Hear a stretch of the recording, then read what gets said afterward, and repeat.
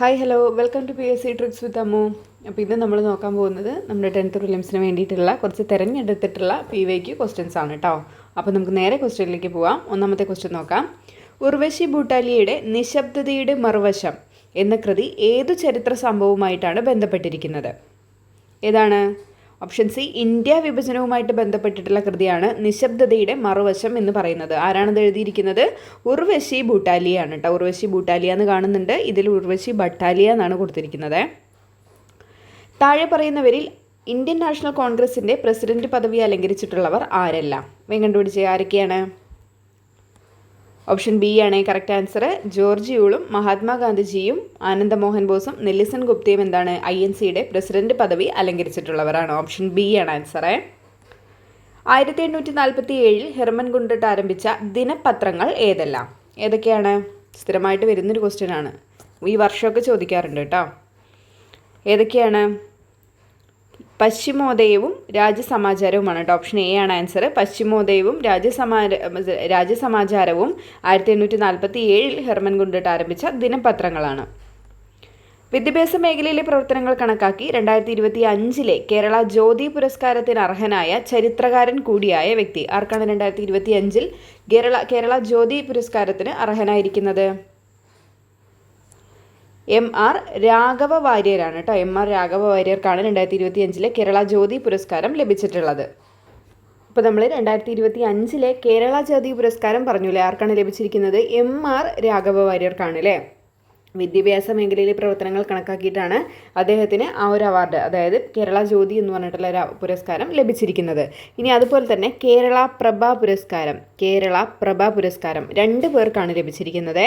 ഒന്ന് PB അനീഷിനാണ് കേട്ടോ. PB അനീഷിന് അദ്ദേഹത്തിന് കാർഷിക മേഖലയിലെ പ്രവർത്തനങ്ങളൊക്കെ പരിഗണിച്ചിട്ടാണ് അദ്ദേഹത്തിന് ഈ കേരള പ്രഭ പുരസ്കാരം ലഭിച്ചിരിക്കുന്നത്. അതുപോലെ തന്നെയാണ് രാജശ്രീ വാര്യർ അത് കലാരംഗത്തെ സംഭാവനയ്ക്ക് ആണ് കേട്ടോ ലഭിച്ചിരിക്കുന്നത്. കലാരംഗത്തെ സംഭാവനയ്ക്കാണ് ഈ പുരസ്കാരം ലഭിച്ചിരിക്കുന്നത്. അപ്പം കേരള ജ്യോതി ലഭിച്ചിരിക്കുന്നത് MR രാഘവ വാര്യർ, കേരള പ്രഭ പുരസ്കാരം ലഭിച്ചിരിക്കുന്നത് 2 പേർക്കാണ്, PB അനീഷ്, രാജശ്രീ വാര്യർ. PB അനീഷിന് കാർഷിക മേഖലയിലെ പ്രവർത്തനങ്ങൾ മുന്നിൽ കണ്ടാണ് നൽകിയത്. രാജശ്രീ വാര്യർക്കാണെങ്കിൽ കലാരംഗത്തെ സംഭാവനകൾക്കാണ് കേരള പ്രഭ പുരസ്കാരം ലഭിച്ചിട്ടുള്ളത്. ഇനി അടുത്തതാണ് കേരള ശ്രീ പുരസ്കാരം ലഭിച്ചിരിക്കുന്നത് 5 പേർക്കാണ് കേട്ടോ. 5 പേർക്കാണ് കേരള ശ്രീ പുരസ്കാരം ലഭിച്ചിരിക്കുന്നത്. ഒന്നാമത്തെ ആളാണ് ശശികുമാർ. ആരാണ്? ശശികുമാർ. അദ്ദേഹത്തിന് മാധ്യമപ്രവർത്തന മേഖലയിലുള്ള ആളാണ് കേട്ടോ. മാധ്യമപ്രവർത്തന മേഖലയിലുള്ള ആളാണ് ശശികുമാർ എന്ന് പറയുന്നത്. അദ്ദേഹത്തിന് ഏതാണ് ലഭിച്ചിരിക്കുന്നത്? കേരള ശ്രീ പുരസ്കാരമാണ് ലഭിച്ചിരിക്കുന്നത്. അടുത്തതാണ് ഷെഹൽ ഹസൻ മുസ്ലിയാർ എന്ന് പറഞ്ഞിട്ട്. ഷെഹൽ ഹസൻ മുസ്ലിയാർ അദ്ദേഹത്തിന് വിദ്യാഭ്യാസ മേഖലയിലെ പ്രവർത്തനങ്ങൾക്കാണ് ലഭിച്ചിരിക്കുന്നത്. വിദ്യാഭ്യാസ മേഖലയിലെ പ്രവർത്തനങ്ങൾക്കാണ് അദ്ദേഹത്തിന് കേരള ശ്രീ പുരസ്കാരം ലഭിച്ചിരിക്കുന്നത്. അടുത്തതാണ് നമ്മുടെ സ്റ്റാർട്ടപ്പ് സാങ്കേതിക മേഖലയിൽ നിന്ന് ഒരാളെ തിരഞ്ഞെടുത്തിട്ടുണ്ട്. അതാണ് MK വിമൽ ഗോവിന്ദ് കേട്ടോ. MK വിമൽ ഗോവിന്ദ് ഏതാണ് മേഖല? സ്റ്റാർട്ടപ്പ് സാങ്കേതിക മേഖലയിൽ നിന്നാണ് തിരഞ്ഞെടുത്തിരിക്കുന്നത്. കേരള ശ്രീ പുരസ്കാരമാണ് ലഭിച്ചിരിക്കുന്നത്. അടുത്തതാണ് ഇമ്പോർട്ടൻ്റ് ആണ് അഭിലാഷ് ടോമി കായികത്തിൽ നിന്നാണ് കേട്ടോ. അഭിലാഷ് ടോമി കായിക മേഖലയിൽ നിന്നാണ് അദ്ദേഹത്തിന് അവാർഡ് കേരള ശ്രീ പുരസ്കാരം ലഭിച്ചിരിക്കുന്നത്. അതുപോലെ തന്നെ അവസാനത്തത് കുറേ ക്വസ്റ്റ്യൻ പേപ്പറിലൊക്കെ വന്നിട്ടുണ്ട്. ജിലുമോൾ മാരിയറ്റ് തോമസ് അത് വിവിധ മേഖലകളിലെ സവിശേഷമായിട്ടുള്ള പ്രവർത്തനങ്ങൾ മുന്നിൽ കണ്ടിട്ടാണ് ഈ കേരള ശ്രീ പുരസ്കാരം ആർക്ക് ലഭിച്ചിരിക്കുന്നത്? ജിലുമോൾ മാരിയറ്റ് തോമസിന് ലഭിച്ചിരിക്കുന്നത്. അപ്പോൾ ഈ 5 പേരെ ഓർത്തിരിക്കുക. കേരള ശ്രീ പുരസ്കാരം ലഭിച്ചത് ആർക്കാണ്? 5 പേർക്കാണ്. ശശികുമാർ, ഷെഹൽ ഹസൻ മുസ്ലിയാർ, MK വിമൽ ഗോവിന്ദ്, അഭിലാഷ് ടോമി ഇമ്പോർട്ടൻ്റ് ആണ്, പിന്നെ ജിലുമോൾ മാരിയറ്റ് തോമസ്. ഓക്കെ അല്ലേ? കേരള പുരസ്കാരം ഓക്കെ അല്ലേ? അടുത്ത ക്വസ്റ്റ്യൻ നോക്കാം. ഇന്ത്യയുടെ ഭൂപ്രകൃതിയുമായി ബന്ധപ്പെട്ട പ്രസ്താവനകളിൽ തെറ്റായത് ഏത്? ഇന്ത്യയിലെ ഏറ്റവും പഴക്കം ചെന്ന ഭൂവിഭാഗമാണ് ഉപദ്വീപീയ പീഠഭൂമി. പശ്ചിമഘട്ടത്തിലെ ഏറ്റവും ഉയരം കൂടിയ കൊടുമുടി ആനമുടിയാണ്. കിഴക്കൻ തീരസമതലത്തെ അപേക്ഷിച്ച് പടിഞ്ഞാറൻ തീരസമതലത്തിന് വീതി കൂടുതലാണ്. ഹിമാലയത്തിലെ ഏറ്റവും തെക്കേ അറ്റത്തുള്ള പർവ്വതനിരയാണ് സിവാലിക്. ഇതിൽ തെറ്റായിട്ടുള്ള പ്രസ്താവനയാണ് ചോദിച്ചിരിക്കുന്നത്. ഓപ്ഷൻ സി ആണ് ആൻസർ. കിഴക്കൻ സമതലത്തെ അപേക്ഷിച്ച് പടിഞ്ഞാറൻ തീരസമതലത്തിന് എന്താണ് വീതി കുറവാണ്. അപ്പോൾ ഏറ്റവും കൂടുതൽ തീരസമതലത്തിന് ഏറ്റവും കൂടുതൽ വീതി എവിടെയാണ്? കിഴക്കൻ തീരസമതലത്തിനാണ്. ഏറ്റവും കൂടുതൽ വീതി ഏറ്റവും കൂടുതൽ വീതി എവിടെയാണ് വരുന്നത്? കിഴക്കൻ തീരസമതലത്തിലാണ് ഏറ്റവും കൂടുതൽ വീതി വരുന്നത്. പടിഞ്ഞാറൻ തീരസമതലത്തിന് എന്താണ് അധികം? കിഴക്കൻ തീരസമതലത്തെ അപേക്ഷിച്ച് എന്താണ് വീതി കുറവാണ്. ഇവിടെ കൂടുതലാണെന്നാണ് കൊടുത്തിരിക്കുന്നത്. അപ്പോൾ വീതി കുറവാണ്. അതാണ് ഇവിടെ തെറ്റായിട്ടുള്ള ആൻസർ. ബാക്കി 3 സ്റ്റേറ്റ്മെൻറ്റ് നോക്കിയേ. ഇന്ത്യയിലെ ഏറ്റവും പഴക്കം ചെന്ന ഭൂവിഭാഗം ഏതാണ്? ഉപദ്വീപീയ പീഠഭൂമിയാണ്. ഇന്ത്യയിലെ ഏറ്റവും പഴക്കം ചെന്ന ഭൂവിഭാഗം ഏതാണ്? ഉപദ്വീപീയ പീഠഭൂമിയാണ്. പശ്ചിമഘട്ടത്തിലെ ഏറ്റവും ഉയരം കൂടിയ കൊടുമുടി ഏതാണ്? ആനമുടിയാണ്. പശ്ചിമഘട്ടത്തിലെ ഏറ്റവും ഉയരം കൂടിയ കൊടുമുടി ഏതാണ്? ആനമുടി. ഹിമാലയത്തിലെ ഏറ്റവും തെക്കേ അറ്റത്തുള്ള പർവ്വതനിര ഏതാണ്? സിവാലിക് എന്നാണ് പറയുന്നത് അല്ലേ. കേരളത്തിലെ ഏറ്റവും തെക്കേ അറ്റത്തുള്ള പർവ്വതനിര ഏതാണ്? സിവാലിക് ആണ്. ഇന്ത്യയിലെ കാർഷിക കാലങ്ങളെയും വിളകളെയും ശരിയായി യോജിപ്പിക്കാനാണ് പറഞ്ഞിരിക്കുന്നത്. ചെയ്തു നോക്കിയേ. ഓപ്ഷൻ എ ആണ് ആൻസർ. ഖാരിഫ് ഏതാണ്? നെല്ല്, ചോളം. റാബി ഏതാണ്? ഗോതമ്പ്, ബാർലി. സെയ്ദ് ഏതാണ്? തണ്ണിമത്തൻ, പച്ചക്കറികൾ. സെയ്ദ് നമുക്കറിയാം പഴങ്ങൾ പച്ചക്കറികളാണ് അല്ലേ. അപ്പോൾ അതങ്ങനെ പോയി. പിന്നെ ഏതാണ്? ഖാരിഫ് നെല്ല്, ചോളം. റാബി എന്താണ്? ഗോതമ്പ്, ബാർലി, പുകയില, കടുക്. ഇതെല്ലാം എന്താണ്? റാബി വിളകളിൽ വരുന്നതാണ്. ഓപ്ഷൻ എ ആണ് ആൻസർ. ISROയുടെ ആദിത്യ L1 ദൗത്യത്തെക്കുറിച്ച് താഴെ പറയുന്ന പ്രസ്താവനകളിൽ തെറ്റായത് ഏതാണെന്ന് ചോദിച്ചിരിക്കുന്നത്. ഇത് സൂര്യനെക്കുറിച്ച് പഠിക്കുന്നതിനുള്ള ഇന്ത്യയുടെ ആദ്യത്തെ ബഹിരാകാശാധിഷ്ഠിത ദൗത്യമാണ്. 2023 സെപ്റ്റംബർ 2 PSLV-C57 ഉപയോഗിച്ചാണ് വിക്ഷേപിച്ചത്. സൂര്യൻ്റെ അടുത്തുള്ള L4 ലാഗ്രഞ്ച് പോയിന്റിലാണ് ഉപഗ്രഹം സ്ഥാപിച്ചിരിക്കുന്നത്. തെറ്റായതാണ് ചോദിച്ചിരിക്കുന്നത്. ഓപ്ഷൻ സി ആണ്. 3 മാത്രമാണ് ഇവിടെ തെറ്റായിട്ടുള്ളത്. അപ്പോൾ ശരിയായിട്ടുള്ള 2 നമുക്കങ്ങ് പഠിച്ചു പോകാം. ആദ്യത്തെ L1 കുറിച്ചാണ്. നമ്മുടെ എന്താണ് L1 എന്താണ്? സൂര്യനെക്കുറിച്ച് പഠിക്കുന്നതിനുള്ള ഇന്ത്യയുടെ ആദ്യത്തെ ബഹിരാകാശ അധിഷ്ഠിത ദൗത്യം ഏതാണെന്ന് ചോദിച്ചാൽ അതേതാണ്? ആദിത്യ L1 ആണ്. 2023 സെപ്റ്റംബർ 2 PSLV-C57 ഉപയോഗിച്ചിട്ടാണ് വിക്ഷേപിച്ചിരിക്കുന്നത്. അപ്പോൾ വിക്ഷേപണ വാഹനം ഏതാണ്? PSLV-C57 ആണ്. എന്നാണ് വിക്ഷേപിച്ചത്? 2023 സെപ്റ്റംബർ 2 വിക്ഷേപിച്ചിരിക്കുന്നത്. ഓക്കെ അല്ലേ? ഹരിത വിപ്ലവവുമായി ബന്ധമില്ലാത്തത് ആരാണതിൽ? ഓപ്ഷൻ ഡി ആണ്. ഡോക്ടർ ഗ്രീൻ ഡാൾട്ടൺ ആണ് ഇതിൽ ഹരിത വിപ്ലവവുമായി ബന്ധമില്ലാത്തത്. ഉള്ളതൊക്കെ നോക്കിയേ. William Gaud, doctor MS Swaminathan, Norman Borlaug. ഇത്രയും പേരെന്താണ്? ഹരിത വിപ്ലവവുമായി ബന്ധമുള്ള ആൾക്കാരാണ്. ഭാരതത്തിൽ 1 രൂപ നോട്ട് പുറത്തിറക്കുന്നത് ആരാണ്? ധനകാര്യ മന്ത്രാലയമാണ് അല്ലേ. ഭാരതത്തിൽ 1 രൂപ നോട്ട് പുറത്തിറക്കുന്നത് ആരാണ്? ധനകാര്യ മന്ത്രാലയമാണ്. 1 രൂപ നോട്ട് ഒഴികെ ബാക്കിയുള്ളത് ബാക്കി നോട്ടുകൾ അച്ചടിക്കുന്നത് ആരാണ്? RBI, reserve bank of India ആണ്. ഓർത്തിരിക്കുക. ഹരിത വിപ്ലവവുമായി ബന്ധപ്പെട്ട് താഴെ പറയുന്നതിൽ ശരിയായത് ഏതാണ്? സ്ഥിരമായിട്ട് വരുന്നൊരു ക്വസ്റ്റ്യൻ ആണ്. അത്യുൽപാദന ശേഷിയുള്ള വിത്തിനങ്ങൾ, രാസവളങ്ങളും കീടനാശിനികളും ദരിദ്ര കർഷകർ, ധനിക കർഷകർ എന്നിങ്ങനെയുള്ള അന്തരം ഇല്ലാതായി. ഓപ്ഷൻ ബി ആണ് ആൻസർ. 1ഉം 2ഉം മാത്രമാണ് ഇവിടെ ശരിയായിട്ടുള്ളത് കേട്ടോ. അത്യുൽപാദന ശേഷിയുള്ള വിത്തിനങ്ങൾ, രാസവളങ്ങളും കീടനാശിനികളും എന്താണ്? ഹരിത വിപ്ലവത്തിൽ ഉപയോഗിച്ചതാണല്ലേ. രാസവളങ്ങളും കീടനാശിനികളും ഉപയോഗിച്ചിട്ടുണ്ട്. അത്യുൽപാദന ശേഷിയുള്ള വിത്തിനങ്ങളും എന്ത് ചെയ്തു? ഹരിത വിപ്ലവത്തിൽ ഉപയോഗിച്ചിട്ടുണ്ട്. ഇന്ത്യൻ ഭരണഘടനാ നിർമ്മാണവുമായി ബന്ധപ്പെട്ട് താഴെ പറയുന്ന വസ്തുതകളിൽ ശരിയല്ലാത്തതാണ് ചോദിച്ചിരിക്കുന്നത്. 1928 മോത്തിലാൽ നെഹ്റുവും മറ്റ് 8 കോൺഗ്രസ് നേതാക്കളും ഇന്ത്യക്കായി ഒരു ഭരണഘടനയ്ക്ക് രൂപം നൽകി. ഇന്ത്യൻ ഭരണഘടനാ നിർമ്മാണ സമിതി വിദേശ രാജ്യങ്ങളിലെ ഭരണഘടനയിൽ നിന്നും ആശയങ്ങൾ കടമെടുക്കുകയും അത് അതേപടി ഭരണഘടനയിൽ ഉൾപ്പെടുത്തുകയും ചെയ്തു. ഇന്ത്യൻ ഭരണഘടനാ നിർമ്മാണ സമിതി 26 ജനുവരി 1950 ഇന്ത്യൻ ഭരണഘടനയെ അംഗീകരിച്ചു.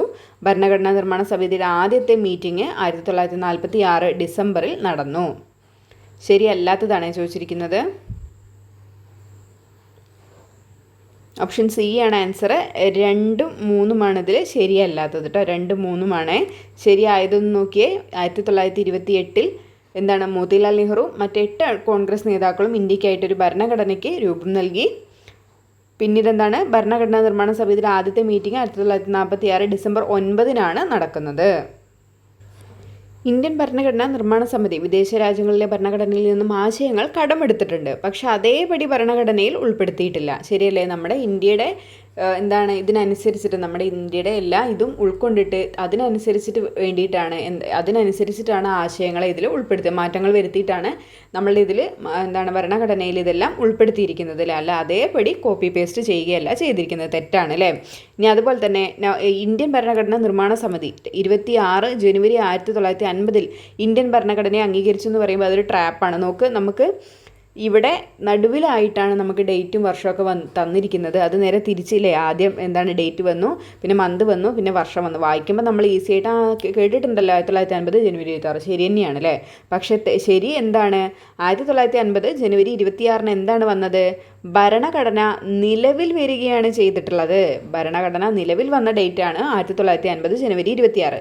എന്നാൽ ഭരണഘടനയെ ഇന്ത്യൻ ഭരണഘടനാ നിർമ്മാണ സമിതി അംഗീകരിച്ചത് എന്നാണ്, അത് 1949 നവംബർ 26 ശരിയല്ലേ. അപ്പോൾ ആ ഒരു സ്റ്റേറ്റ്മെൻറ്റ് എന്താണ് അവിടെ തെറ്റാണ്. ഒരു എന്താണ് പെട്ടെന്ന് നമ്മൾ വായിക്കുമ്പോൾ ആ ഡേറ്റ് നമുക്ക് ഓർമ്മയുണ്ട്, പിന്നെ ഭരണഘടനയുമായിട്ട് നമ്മൾ വായിച്ചതുപോലെ ഒരു ഫീൽ വരിക, അപ്പോൾ അത് കറക്റ്റാണ്. അപ്പോൾ നന്നായിട്ട് വായിച്ചിട്ട് ക്വസ്റ്റ്യൻസ് ഒക്കെ നന്നായിട്ട് വായിച്ചിട്ട് എഴുതുക കേട്ടോ. അപ്പോൾ ഇവിടെ ഓപ്ഷൻ ഏതാണ് പറഞ്ഞത്, ഓപ്ഷൻ സി ആണ്. 2, 3 മാത്രമാണ് ഇവിടെ തെറ്റായിട്ടുള്ള സ്റ്റേറ്റ്മെൻറ്റ് എന്ന് പറയുന്നത്. 1955 ഇന്ത്യൻ പൗരത്വം നിയമം അനുസരിച്ച് ഒരു ഇന്ത്യൻ പൗരൻ്റെ ഇന്ത്യക്കാരി അല്ലാത്ത ഭാര്യയ്ക്ക് ഇന്ത്യയിൽ പൗരത്വം ലഭിക്കാനുള്ള രീതിയുടെ പേരെന്താണ്? എന്താണ്? രജിസ്ട്രേഷൻ വഴിയുള്ള പൗരത്വമാണ് അല്ലേ. 1955 ഇന്ത്യൻ പൗരത്വ നിയമം അനുസരിച്ച് എന്താണ്, ഒരു ഇന്ത്യൻ പൗരൻ്റെ ഇന്ത്യക്കാരി അല്ലാത്തൊരു ഭാര്യയ്ക്ക് ഇന്ത്യയിൽ എങ്ങനെ പൗരത്വം ലഭിക്കും? രജിസ്ട്രേഷൻ വഴിയാണ് ലഭിക്കുകയുള്ളൂ അല്ലേ. പാരമ്പര്യം വഴിയുള്ള ലഭിക്കില്ല. കാരണം എന്താണ്, പാരമ്പര്യം വഴി എന്ന് പറഞ്ഞാൽ ഇവിടെ ജനിക്കണം അല്ലേ, ജന്മം കൊണ്ടുള്ള പൗരത്വം നമ്മൾ ഇവിടെ ജനിക്കണം. പിന്നെന്താണ്, ഭൂപ്രദേശ സംയോജനം മൂലമുള്ള പൗരത്വം. പിന്നെന്താണ്, രജിസ്ട്രേഷൻ വഴിയാണ് നമുക്ക് പുറത്തുനിന്ന് ഒരാൾക്ക് വന്നിട്ട് എന്താണ് ഇവിടെ രജിസ്റ്റർ ചെയ്തിട്ട് നമുക്ക് നമ്മുടെ ഇന്ത്യൻ പൗരത്വം സ്വീകരിക്കാൻ വേണ്ടിയിട്ട് പറ്റുള്ളൂ. വേറൊരു രീതിയിൽ ലഭിക്കുമല്ലോ, എങ്ങനെയാണ്, ചിരകാല വാസം മുഖേന അല്ല, ചിരകാല വാസം മുഖേന എന്ത് ലഭിക്കും, നമുക്ക് പൗരത്വം ലഭിക്കുന്നതാണ് അല്ലേ. ഇന്ത്യൻ ഭരണഘടനയിൽ അനുച്ഛേദം 20 ഉൾപ്പെടാത്ത വസ്തുത ഏതാണ് ഇതിലുള്ളത്? നിയമലംഘനത്തിനെതിരെ ഒരാളെയും ശിക്ഷിക്കരുത്, നിയമ നടപടിക്രമങ്ങളിലൂടെ അല്ലാതെ ഒരാളുടെ ജീവനും സ്വാതന്ത്ര്യം ഹനിക്കരുത്, നിയമത്തിൽ പറയുന്നതിനേക്കാൾ വലിയ ശിക്ഷ നൽകരുത്, ഒരു നിയമലംഘനത്തിന് 1 കൂടുതൽ തവണ ശിക്ഷിക്കരുത്. ഏതാണ്? ഓപ്ഷൻ ബി ആണല്ലേ ആൻസർ. നിയമ നടപടിക്രമങ്ങളിലൂടെ അല്ലാതെ എന്താണ്, ഒരാളുടെ ജീവനും സ്വാതന്ത്ര്യവും എന്ത് ചെയ്യാൻ പാടില്ല, ഹനിക്കരുത് എന്നാണ് അനുച്ഛേദം 20 ഉൾപ്പെടാത്ത വസ്തുത. ഏതൊക്കെയാണ് ഉൾപ്പെടുന്നത്? നിയമലംഘനത്തിനല്ലാതെ ഒരാളെയും ശിക്ഷിക്കാൻ പാടില്ല, നിയമത്തിൽ പറയുന്നതിനേക്കാൾ വലിയ ശിക്ഷ കൊടുക്കാൻ പാടില്ല, ഒരു നിയമലംഘനത്തിന് ഒരാളെ 1 കൂടുതൽ തവണ ശിക്ഷിക്കാൻ വേണ്ടിയിട്ട് പാടില്ല. താഴെ പറയുന്നവയിൽ തെറ്റായ വസ്തുതകൾ ഏതെല്ലാം? ലോകസഭയുടെ കാലാവധി 6 വർഷത്തിൽ നിന്ന് 5 വർഷമാക്കി മാറ്റിയത് 42ാം ഭരണഘടനാ ഭേദഗതിയിലൂടെയാണ്. 44ാം ഭരണഘടനാ ഭേദഗതിയിലൂടെ സ്വത്തവകാശം മൗലിക അവകാശമല്ലാതാക്കി തീർത്തു. 42ാം ഭരണഘടനാ ഭേദഗതിയിലൂടെ മൗലിക കടമകൾ കൂട്ടിച്ചേർത്തു. 42ാം ഭരണഘടനാ ഭേദഗതി ചെറു ഭരണഘടന എന്ന പേരിൽ അറിയപ്പെടുന്നു. തെറ്റായിട്ടുള്ള വസ്തുതകളാണ് ചോദിച്ചിരിക്കുന്നത്. ഓപ്ഷൻ ബി ആണ്. 1 മാത്രമാണ് ഇവിടെ തെറ്റായിട്ടുള്ളത് കേട്ടോ. സ്വത്തവകാശം മല്ലാതാക്കി തീർത്തത് ഏത് ഭരണഘടനാ ഭേദഗതിയിലൂടെയാണ്? 44ാം ഭരണഘടനാ ഭേദഗതിയിലൂടെയാണ്. 42ാം ഭരണഘടനാ ഭേദഗതിയിലൂടെയാണ് മൗലിക കടമകൾ കൂട്ടിച്ചേർത്തത്. എങ്ങനെ അറിയപ്പെടുന്നു? ചെറു ഭരണഘടന അല്ലെങ്കിൽ മിനി കോൺസ്റ്റിറ്റ്യൂഷൻ എന്ന പേരിൽ എന്തറിയപ്പെടുന്നു? 42ാം ഭരണഘടനാ ഭേദഗതി അറിയപ്പെടുന്നു. സ്ഥിരമായിട്ട് ചോദിക്കുന്നതാണ് കേട്ടോ. ഈ ഒരു ചെറു ഭരണഘടന എന്ന പേരിൽ അറിയപ്പെടുന്ന ഭരണഘടനാ ഭേദഗതി ഏതാണ്? 42 ഇന്ത്യൻ ഭരണഘടനയിലെ മൗലിക കടമകളുമായി ബന്ധപ്പെട്ട തെറ്റായ പ്രസ്താവനകൾ ഏതെല്ലാമാണ്? മൗലിക കടമകൾ സോവിയറ്റ് യൂണിയനിലെ ഭരണഘടനയിൽ നിന്നും മാതൃകയാക്കിയിട്ടാണ് സ്വീകരിച്ചിരിക്കുന്നത്. ഇന്ത്യൻ ഭരണഘടനയിൽ ഇപ്പോൾ 10 മൗലിക കടമകളാണ് ഉള്ളത്. മൗലിക കടമകളിൽ തുല്യമായ ജോലിക്ക് പുരുഷന്മാർക്കും സ്ത്രീകൾക്കും തുല്യവേതനം ഉറപ്പു നൽകുന്നു. മൗലിക കടമകൾ അനുച്ഛേദം 51A ഉൾപ്പെടുത്തിയിരിക്കുന്നു. ഏതൊക്കെയാണ് മൗലിക കടമകളുമായി ബന്ധപ്പെട്ട തെറ്റായിട്ടുള്ള പ്രസ്താവന? ഓപ്ഷൻ സി ആണ്. 2ഉം 3ഉമാണ് ഇവിടെ തെറ്റായിട്ടുള്ള പ്രസ്താവന കേട്ടോ. ബാക്കി നോക്കിയാൽ മൗലിക കടമകൾ എവിടെ നിന്നാണ് സ്വീകരിച്ചിരിക്കുന്നത്? സോവിയറ്റ് യൂണിയനിൽ നിന്നാണ് മൗലിക കടമ എന്ന് പറഞ്ഞിട്ടുള്ള ആശയം ഇന്ത്യൻ ഭരണഘടന കൈക്കൊണ്ടിരിക്കുന്നത്. അതുപോലെ തന്നെ മൗലിക കടമകൾ അനുച്ഛേദം ഏതിലാണ് ഉൾപ്പെടുത്തിയിരിക്കുന്നത്? 51A ഉൾപ്പെടുത്തിയിരിക്കുന്നത്. മൗലിക കടമകൾ ഏതാണ്? ആർട്ടിക്കിൾ 51A ഉൾപ്പെടുത്തിയിരിക്കുന്നത്. ഇന്ത്യൻ ഭരണഘടനയിൽ എത്രയുണ്ട്? 11 മൗലിക കടമകളാണുള്ളതിൽ. നമുക്കറിയാം 2002 86 ഭരണഘടനാ ഭേദഗതിയിലൂടെ എന്താക്കി? 2002 86 ഭരണഘടനാ ഭേദഗതിയിലൂടെ നമുക്ക് വിദ്യാഭ്യാസം 6 വയസ്സ് മുതൽ 14 വയസ്സ് വരെയുള്ള കുട്ടികൾക്ക് എന്താണ്? വിദ്യാഭ്യാസം ഒരു മൗലിക അവകാശമാക്കിയിട്ട് മാറ്റില്ലേ? നിർബന്ധിതവും സൗജന്യവുമായിട്ടുള്ള എന്താണ്? വിദ്യാഭ്യാസം അങ്ങനെ എന്താണ്? അതാക്കിയിട്ട് മാറ്റിയില്ലേ?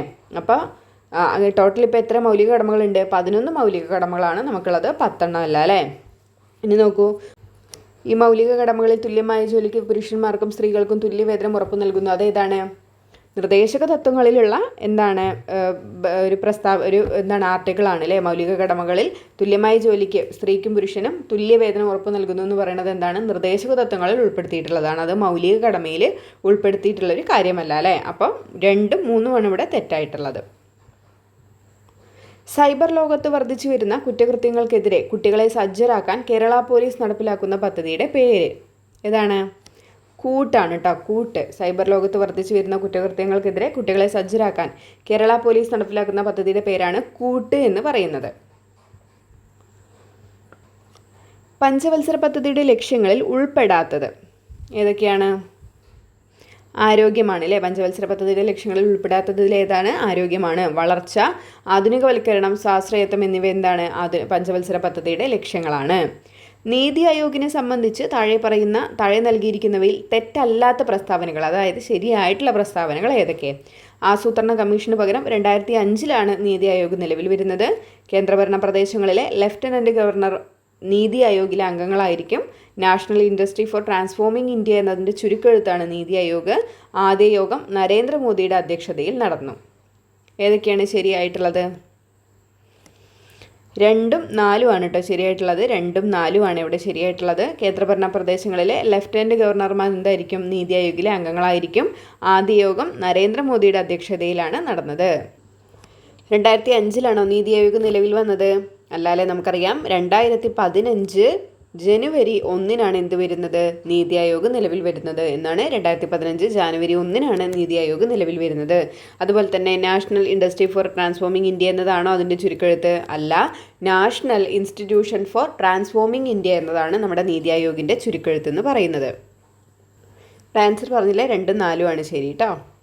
2024 സാമ്പത്തിക ശാസ്ത്ര നോബൽ സമ്മാനം നേടിയവരിൽ ഉൾപ്പെടാത്തത് ആരാണ്? 2024 സാമ്പത്തിക ശാസ്ത്ര നോബൽ പുരസ്കാരം നേടിയവരിൽ ഉൾപ്പെടാത്തത് ഓപ്ഷൻ ഡി ആണ്. ക്ലാഡിയ ഗോൾഡിനാണ് എന്തില്ല? സാമ്പത്തിക ശാസ്ത്ര നോബൽ പുരസ്കാരം നേടിയവരിൽ ഉൾപ്പെടാത്തത്. ആർക്കൊക്കെയാണ് ലഭിച്ചത്? Daron Acemoglu, James A Robinson, Simon Johnson. ഇത്രയും പേർക്കാണ് എന്ത് ലഭിച്ചിരിക്കുന്നത്? 2024 സാമ്പത്തിക ശാസ്ത്ര നോബൽ പുരസ്കാരം ലഭിച്ചിരിക്കുന്നത്. സാമ്പത്തിക ശാസ്ത്രത്തിലാണ് Daron Acemoglu, James A Robinson, Simon Johnson. ഇത്രയും പേർക്കാണ് സാമ്പത്തിക ശാസ്ത്ര നോബൽ പുരസ്കാരം 2024 ലഭിച്ചിരിക്കുന്നത്. ഭരണഘടനാ നിർമ്മാണ സമിതി ഇന്ത്യൻ ഭരണഘടനയ്ക്ക് അംഗീകാരം നൽകിയ വർഷം ഏതാണ്? ഓപ്ഷൻ സി 1949 നവംബർ 26 ഭരണഘടനാ നിർമ്മാണ സമിതി ഇന്ത്യൻ ഭരണഘടനയ്ക്ക് എന്ത് നൽകുന്നത്? അംഗീകാരം നൽകുന്നത്. താഴെ കൊടുത്തിരിക്കുന്നവയിൽ ബ്രിട്ടീഷ് ഭരണഘടനയിൽ നിന്ന് ഇന്ത്യ കടം കൊണ്ട വ്യവസ്ഥയിൽ പെടാത്തത് ഏതെന്ന് കണ്ടെത്തുക. 2ഉം 4ഉമാണ് കേട്ടോ പെടാത്തത്. ഓപ്ഷൻ ബി ആണ് ആൻസർ. അപ്പോൾ പെടുന്നത് ഏതൊക്കെയാണ്? നിയമനിർമ്മാണ നടപടിക്രമങ്ങൾ എവിടുന്നാണ്? ബ്രിട്ടനിൽ നിന്നാണ്. അതുപോലെ തന്നെ നിയമവാഴ്ച അതെവിടുന്നാണ്? ബ്രിട്ടനിൽ നിന്നാണ്. റിട്ട് അതെല്ലാം എവിടുന്നാണ്? ബ്രിട്ടനിൽ നിന്നാണ്. ഈ ഭരണഘടനാ ഭേദഗതി ചോദിക്കാറുണ്ട്. അതെവിടുന്നാണ്? ദക്ഷിണാഫ്രിക്കയിൽ നിന്നാണ് അല്ലേ? ദക്ഷിണാഫ്രിക്കയിൽ നിന്നാണ് എന്തിൽ എടുത്തിരിക്കുന്നത്? ഭരണഘടനാ ഭേദഗതി എടുത്തിരിക്കുന്നത് ചോദിക്കാറുള്ളതാണ് കേട്ടോ. ഇത്ര ആൻസർ പറഞ്ഞില്ലേ? ഓപ്ഷൻ ബി ആണ് ആൻസർ. അയിത്തവിരുദ്ധ നിയമം ഇന്ത്യയിൽ നിലവിൽ വന്ന വർഷം. അയിത്തവിരുദ്ധ നിയമം ഇന്ത്യയിൽ നിലവിൽ വന്ന വർഷം എന്നാണ്? 1955 എന്ത് വരുന്നത്? അയിത്തവിരുദ്ധ നിയമം ഇന്ത്യയിൽ നിലവിൽ വരുന്നത്. കേരളത്തിൽ തൊഴിലുറപ്പ് പദ്ധതി ആദ്യമായി ആരംഭിച്ചത് ഏത് ജില്ലയിലാണ്? ഇവിടെ ചെറിയൊരു മിസ്റ്റേക്ക് ഉണ്ട്. നമുക്കറിയാം കേരളത്തിൽ തൊഴിലുറപ്പ് പദ്ധതി എവിടേക്കാണ് ആരംഭിച്ചത് ആദ്യമായിട്ട്? പാലക്കാടും വയനാടുമായിരുന്നു അല്ലേ. വയനാടുമായിരുന്നു ആദ്യമായിട്ട് എന്ത് ചെയ്തത്, കേരളത്തിൽ തൊഴിലുറപ്പ് പദ്ധതി ആരംഭിച്ചത്. എന്നാണ്? 2006 ഫെബ്രുവരി 2-നായിരുന്നു. 2006 ഫെബ്രുവരി 2-നാണ് പാലക്കാട്, വയനാട് എന്നീ ജില്ലകളിൽ കേരളത്തിൽ ആദ്യമായിട്ട് തൊഴിലുറപ്പ് പദ്ധതി ആരംഭിക്കുന്നത്. പക്ഷേ ഇവിടെ എന്തേ ഉള്ളൂ, വയനാട് മാത്രമേ ഉള്ളൂ. അതുകൊണ്ട് ഇപ്പോൾ പറയാം വയനാട് എന്ന് പറയാം. പാലക്കാടും ഉണ്ട് കേട്ടോ, പാലക്കാടും ഉണ്ട്. കൊടുത്തിരിക്കുന്നതിൽ വയനാടുണ്ട്. എന്നാണ് 2006 ഫെബ്രുവരി 2-നാണ് കേട്ടോ. അതും കൂടെ ഒന്ന് ഓർത്തിരിക്കണേ. ഇന്ത്യൻ ഭരണഘടനയുടെ ആമുഖത്തെ ഭരണഘടനയുടെ തിരിച്ചറിയൽ കാർഡ് എന്ന് വിശേഷിപ്പിച്ചത് ആരാണ്? ഇന്ത്യൻ ഭരണഘടനയുടെ ആമുഖത്തെ ഭരണഘടനയുടെ തിരിച്ചറിയൽ കാർഡ് എന്ന് വിശേഷിപ്പിച്ചത് എന്നെ പൽക്കിവാലയാണ് കേട്ടോ. ഇന്ത്യൻ ഭരണഘടനയുടെ ആമുഖത്തെ ഭരണഘടനയുടെ തിരിച്ചറിയൽ കാർഡ് എന്ന് വിശേഷിപ്പിച്ചത് ആരാണ്? എന്നെ പൽക്കിവാല. നഗരങ്ങളിലെ ചേരികളിലെ സാധാരണക്കാരുടെ ആരോഗ്യ സംരക്ഷണത്തിനായി കേരള സർക്കാർ ആരംഭിച്ച പദ്ധതി ഏതാണ്? ഉഷസ് ആണ്. നഗരങ്ങളിലെ ചേരികളിലെ സാധാരണക്കാരുടെ ആരോഗ്യ സംരക്ഷണത്തിന് വേണ്ടിയിട്ട് കേരള സർക്കാർ ആവിഷ്കരിച്ച പദ്ധതിയാണ് എന്ത് എന്ന് പറയുന്നത്? ഉഷസ് എന്ന് പറയുന്നത്. മലേറിയ രോഗത്തിന് കാരണമായ രോഗകാരിയുടെ പേരെന്ത്? മലേറിയ രോഗത്തിന് കാരണമായ രോഗകാരിയുടെ പേര് എന്താണ്? പ്ലാസ്മോഡിയം വൈവാക്സ് ആണ്. പ്ലാസ്മോഡിയം വൈവാക്സ് ആണ് നമ്മുടെ മലേറിയ രോഗത്തിന് കാരണമായിട്ടുള്ള രോഗകാരി എന്ന് പറയുന്നത്. ഓർത്തിരിക്കണേ. പാൻക്രിയാസിലെ ബീറ്റ കോശങ്ങൾ ഉൽപ്പാദിപ്പിക്കുന്ന ഹോർമോൺ ഏതാണ്? പാൻക്രിയാസിലെ ബീറ്റ കോശങ്ങൾ ഉൽപ്പാദിപ്പിക്കുന്ന ഹോർമോൺ ഏതാണ്? ഇൻസുലിൻ ആണ്. പാൻക്രിയാസിലെ ബീറ്റ കോശങ്ങൾ ഉൽപ്പാദിപ്പിക്കുന്ന ഹോർമോൺ ഏതാണ്? ഇൻസുലിൻ ആണ്. മറന്നു പോകരുതേ. പാൻക്രിയാസിലെ ബീറ്റ കോശങ്ങൾ ഉൽപ്പാദിപ്പിക്കുന്നതാണ് ഇൻസുലിൻ. 2024 ഫെബ്രുവരിയിൽ ഏത് രാജ്യത്താണ് ബ്യൂബോണിക് പ്ലേഗ് സ്ഥിരീകരിച്ചത്? ബ്യൂബോണിക് പ്ലേഗ് എവിടെയാണ്? അമേരിക്കയിലാണ് കേട്ടോ. 2024 ഫെബ്രുവരിയിൽ ബ്യൂബോണിക് പ്ലേഗ് എവിടെയാണ് സ്ഥിരീകരിച്ചത്? അമേരിക്കയിലാണ്. താഴെ പറയുന്ന ഏത് പ്രസ്താവന അല്ലെങ്കിൽ പ്രസ്താവനകളാണ് പൂർണ്ണാന്തര പ്രതിപതനവുമായി ബന്ധപ്പെട്ട് ശരിയായിട്ടുള്ളത്? പ്രകാശിക സാന്ദ്രത കുറഞ്ഞ മാധ്യമത്തിൽ നിന്നും കൂടിയ മാധ്യമത്തിലേക്ക് പ്രകാശം പതിക്കണം. പതനകോൺ ക്രിട്ടിക്കൽ കോണിനേക്കാൾ കൂടുതലായിരിക്കണം. പ്രകാശിക സാന്ദ്രത കൂടിയ മാധ്യമത്തിൽ നിന്ന് കുറഞ്ഞ മാധ്യമത്തിലേക്ക് പ്രകാശം പതിക്കണം. പതനകോൺ ക്രിട്ടിക്കൽ കോണിനേക്കാൾ കുറവ് ആയിരിക്കണം. പൂർണ്ണാന്തര പ്രതിപതനവുമായി ബന്ധപ്പെട്ട് ശരിയായിട്ടുള്ളതാണ് ചോദിച്ചിരിക്കുന്നത്. ബി ആണ് ആൻസർ. 2ഉം 3ഉമാണ് കറക്റ്റായിട്ടുള്ള ആൻസർ. എന്തൊക്കെയാണ്? പതനകോൺ ക്രിട്ടിക്കൽ കോണിനേക്കാൾ എന്തായിരിക്കണം? കൂടുതലായിരിക്കണം. പ്രകാശ സാന്ദ്രത കൂടിയ മാധ്യമത്തിൽ നിന്ന് എന്ത് ചെയ്യണം? കുറഞ്ഞ മാധ്യമത്തിലേക്കായിരിക്കണം പ്രകാശം പതിക്കേണ്ടത്. പതനകോൺ എന്തായിരിക്കണം? ക്രിട്ടിക്കൽ കോണിനേക്കാൾ കൂടുതലായിരിക്കണം. എന്നാൽ മാത്രമാണ് എന്തവിടെ ഉണ്ടാവുകയുള്ളൂ? പൂർണ്ണാന്തര പ്രതിപതനം എന്ന് പറഞ്ഞിട്ടുള്ള ഒരു പ്രതിഭാസം അവിടെ ഉണ്ടാവുകയുള്ളൂ. പതനകോൺ ക്രിട്ടിക്കൽ കോണിനേക്കാൾ കൂടുതലായിരിക്കണം. പ്രകാശിക സാന്ദ്രത കൂടിയതിൽ നിന്ന് എന്ത് ചെയ്യണം? കുറഞ്ഞ മാധ്യമത്തിലേക്കായിരിക്കണം പ്രകാശം പതിക്കേണ്ടത്. ISROയുടെ ആദ്യത്തെ സൗരദൗത്യമായ ആദിത്യ L1 കുറിച്ച് താഴെ പറയുന്ന പ്രസ്താവനകൾ ശരിയല്ലാത്തത് ഏതാണ്? ആദിത്യ L1 ദൗത്യത്തിൻ്റെ പ്രൊജക്ട് ഡയറക്ടർ നിഗർ ഷാജിയാണ്. ഈ ദൗത്യം 7 പെലോഡുകൾ വഹിക്കുന്നു. അവ സൂര്യൻ്റെ അന്തരീക്ഷം നിരീക്ഷിക്കാനാണ് ഉപയോഗിക്കുന്നത്. 2023 സെപ്റ്റംബർ 2-ന് PSLV C-57 എന്ന റോക്കറ്റ് ഉപയോഗിച്ചിട്ടാണ് ആദിത്യ L1 വിക്ഷേപിച്ചത്. സൂര്യനിൽ നിന്ന് ഏകദേശം 1.5 മില്യൺ കിലോമീറ്റർ അകലെയാണ് ആദിത്യ L1 സ്ഥിതി ചെയ്യുന്നത്. ഇതിൽ ശരിയല്ലാത്ത പ്രസ്താവനയാണ് ചോദിച്ചിരിക്കുന്നത്. തെറ്റായത് ഏതൊക്കെയാണ്? 4 മാത്രമാണ് ഇതിൽ തെറ്റായിട്ടുള്ളത് കേട്ടോ. നമുക്ക് നോക്കാം. ആദിത്യ L1 എന്താണ്? അതിൻ്റെ പ്രൊജക്ട് ഡയറക്ടർ ആരാണ്? നിഗർ ഷാജിയാണ്. ആദിത്യ L1ൻ്റെ പ്രൊജക്ട് ഡയറക്ടർ ആരാണ്? നിഗർ ഷാജിയാണ്. ഈ ദൗത്യം 7 പെലോഡുകളാണ് വഹിക്കുന്നത്. അവ സൂര്യൻ്റെ അന്തരീക്ഷം നിരീക്ഷിക്കാൻ വേണ്ടിയിട്ടാണ് ഉപയോഗിക്കുന്നത്. എന്നാണ് വിക്ഷേപിച്ചത്? 2023 സെപ്റ്റംബർ 2-നാണ്. വിക്ഷേപണ വാഹനം ഏതാണ്? PSLV C-57 ആണ്. ഓക്കെ അല്ലേ? 1851 അവധ് ഒരു ദിവസം നമ്മുടെ വായിൽ പതിക്കാൻ പോകുന്ന ഒരു ചെറി എന്ന് പറഞ്ഞ ഗവർണർ ജനറൽ ആരാണ്?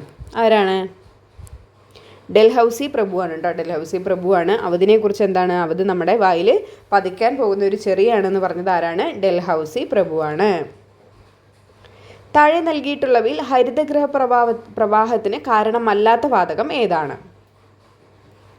നൈട്രജൻ ആണ്. അപ്പോൾ ഓസോൺ, കാർബൺ ഡയോക്സൈഡ്, മീഥേൻ എന്നിവ എന്താണ്? ഹരിതഗൃഹ പ്രഭാവ വാതകങ്ങളാണ്. ഓക്കെ അല്ലേ? നൈട്രജൻ എന്താണ്? ഹരിതഗൃഹ പ്രവാഹ വാതകമല്ല. ഏതൊക്കെയാണ്? Ozone, carbon dioxide, methane. Indian ആസൂത്രണത്തിൻ്റെ പിതാവ് ആരാണ്? എം വിശ്വേശ്വരയ്യയാണ്. ഇന്ത്യൻ ആസൂത്രണത്തിൻ്റെ പിതാവ് ആരാണ്? എം വിശ്വേശ്വരയ്യ. സ്വാതന്ത്ര്യത്തിൻ്റെ 50-ാം വാർഷികത്തിൽ ആരംഭിച്ച പഞ്ചവത്സര പദ്ധതി. ഒരുപാട് വന്ന ക്വസ്റ്റ്യൻ ആണ്. സ്വാതന്ത്ര്യത്തിൻ്റെ 50-ാം വർഷത്തിൽ ആരംഭിച്ച പഞ്ചവത്സര പദ്ധതി. 9-ാം പഞ്ചവത്സര പദ്ധതിയാണോ? 50 9 കേട്ടോ, അങ്ങനെ ആലോചിച്ചാൽ മതി. 50 9. മസ്തിഷ്കത്തിലെ പ്രത്യേക ഗാംഗ്ലിയോണുകളുടെ നാശത്തിന് കാരണമാകുന്ന രോഗം ഏതാണ്? പാർക്കിൻസൺസ് രോഗമാണ്. മസ്തിഷ്കത്തിലെ പ്രത്യേക ഗാംഗ്ലിയോണുകളുടെ നാശം മൂലമുണ്ടാകുന്ന രോഗം ഏതാണ്? പാർക്കിൻസൺസ് രോഗമാണ്. താഴെ പറയുന്നവയിൽ ആരൊക്കെയായിരുന്നു വൈക്കം സത്യാഗ്രഹത്തിൻ്റെ പ്രധാന നേതാക്കൾ? T K Madhavan, K P Kesava Menon, Mannath Padmanabhan, Changanassery Parameswaran Pillai, C V Kunhiraman. ആരൊക്കെയാണ്? ഓപ്ഷൻ ഡി ആണ്. ഇതിലെ പറഞ്ഞതെല്ലാം എന്താണ്? നമ്മുടെ വൈക്കം സത്യാഗ്രഹത്തിലെ പ്രധാന നേതാക്കളാണ്. T K Madhavan, K P Kesava Menon, Mannath Padmanabhan, Changanassery Parameswaran Pillai, C V Kunhiraman. ഇവരെല്ലാം എന്താണ്? വൈക്കം സത്യാഗ്രഹത്തിൻ്റെ പ്രധാന നേതാക്കളാണ്. നിസ്സഹരണ പ്രസ്ഥാനത്തെക്കുറിച്ച് താഴെ പറയുന്ന പ്രസ്താവനകളിൽ ഏതാണ് ശരി? 1920 ഓഗസ്റ്റ് 1 ഗാന്ധിജി നിസ്സഹരണ പ്രസ്ഥാനം ആരംഭിച്ചു. ഹിന്ദുക്കൾക്കിടയിലെ തൊട്ടുകൂടായ്മ നീക്കം ചെയ്യലും ഹിന്ദു മുസ്ലിം ഐക്യം പ്രോത്സാഹിപ്പിക്കലും പരിപാടികളുടെ ഭാഗമായിരുന്നു. ഏത് വിധേനയും സ്വയംഭരണം നേടിയെടുക്കുക എന്നതായിരുന്നു നിസ്സഹരണ പ്രസ്ഥാനത്തിൻ്റെ ലക്ഷ്യം. ചൗരി ചൗര സംഭവം നിസ്സഹരണ പ്രസ്ഥാനം നിർത്തിവെക്കുന്നതിലേക്ക് നയിച്ചു. ഏതൊക്കെയാണ് ശരിയായിട്ടുള്ളത്? ഓപ്ഷൻ എ ആണ്. 1 2 4 ആണ് ശരിയായിട്ടുള്ളത്. 1 2 4 ആണ് ഇവിടെ ശരിയായിട്ടുള്ളത്. 1920 ഓഗസ്റ്റ് 1 ഗാന്ധിജി നിസ്സഹരണ പ്രസ്ഥാനം ആരംഭിക്കുന്നത്. എന്നാണ്? 1920 ഓഗസ്റ്റ് 1. എന്തിനു വേണ്ടിയിട്ടായിരുന്നു? ഹിന്ദുക്കൾക്കിടയിലെ തൊട്ടുകൂടായ്മ നീക്കം ചെയ്യാനും ഹിന്ദു മുസ്ലിം ഐക്യം കൂട്ടാനും വേണ്ടിയിട്ടായിരുന്നു ഉണ്ടായിരുന്നത് നിസ്സഹരണ പ്രസ്ഥാനം ആരംഭിച്ചത്. ചൗരി ചൗര സംഭവം നിസ്സഹരണ പ്രസ്ഥാനം നിർത്തിവെക്കുന്നതിലേക്ക് എന്ത് ചെയ്തു? നയിച്ചു. ചൗരി ചൗരയാണ് നിസ്സഹരണ പ്രസ്ഥാനം നിർത്തിവെക്കാനുണ്ടായ സംഭവം. ഏത് പഞ്ചവത്സര പദ്ധതിയാണ് ഗരീബി ഹഠാവോ ലക്ഷ്യമിട്ടത്? ദാരിദ്ര്യ നിർമ്മാർജ്ജനം. ഏതാണ്? സ്ഥിരമായിട്ട് വരുന്നൊരു ക്വസ്റ്റ്യനാണ്. 5-ാമത്തെ പഞ്ചവത്സര പദ്ധതിയാണ്. ഏത് പഞ്ചവത്സര പദ്ധതിയാണ് ഗരീബി ഹഠാവോ എന്ന് ലക്ഷ്യമിട്ടത്? 5-ാമത്തെ.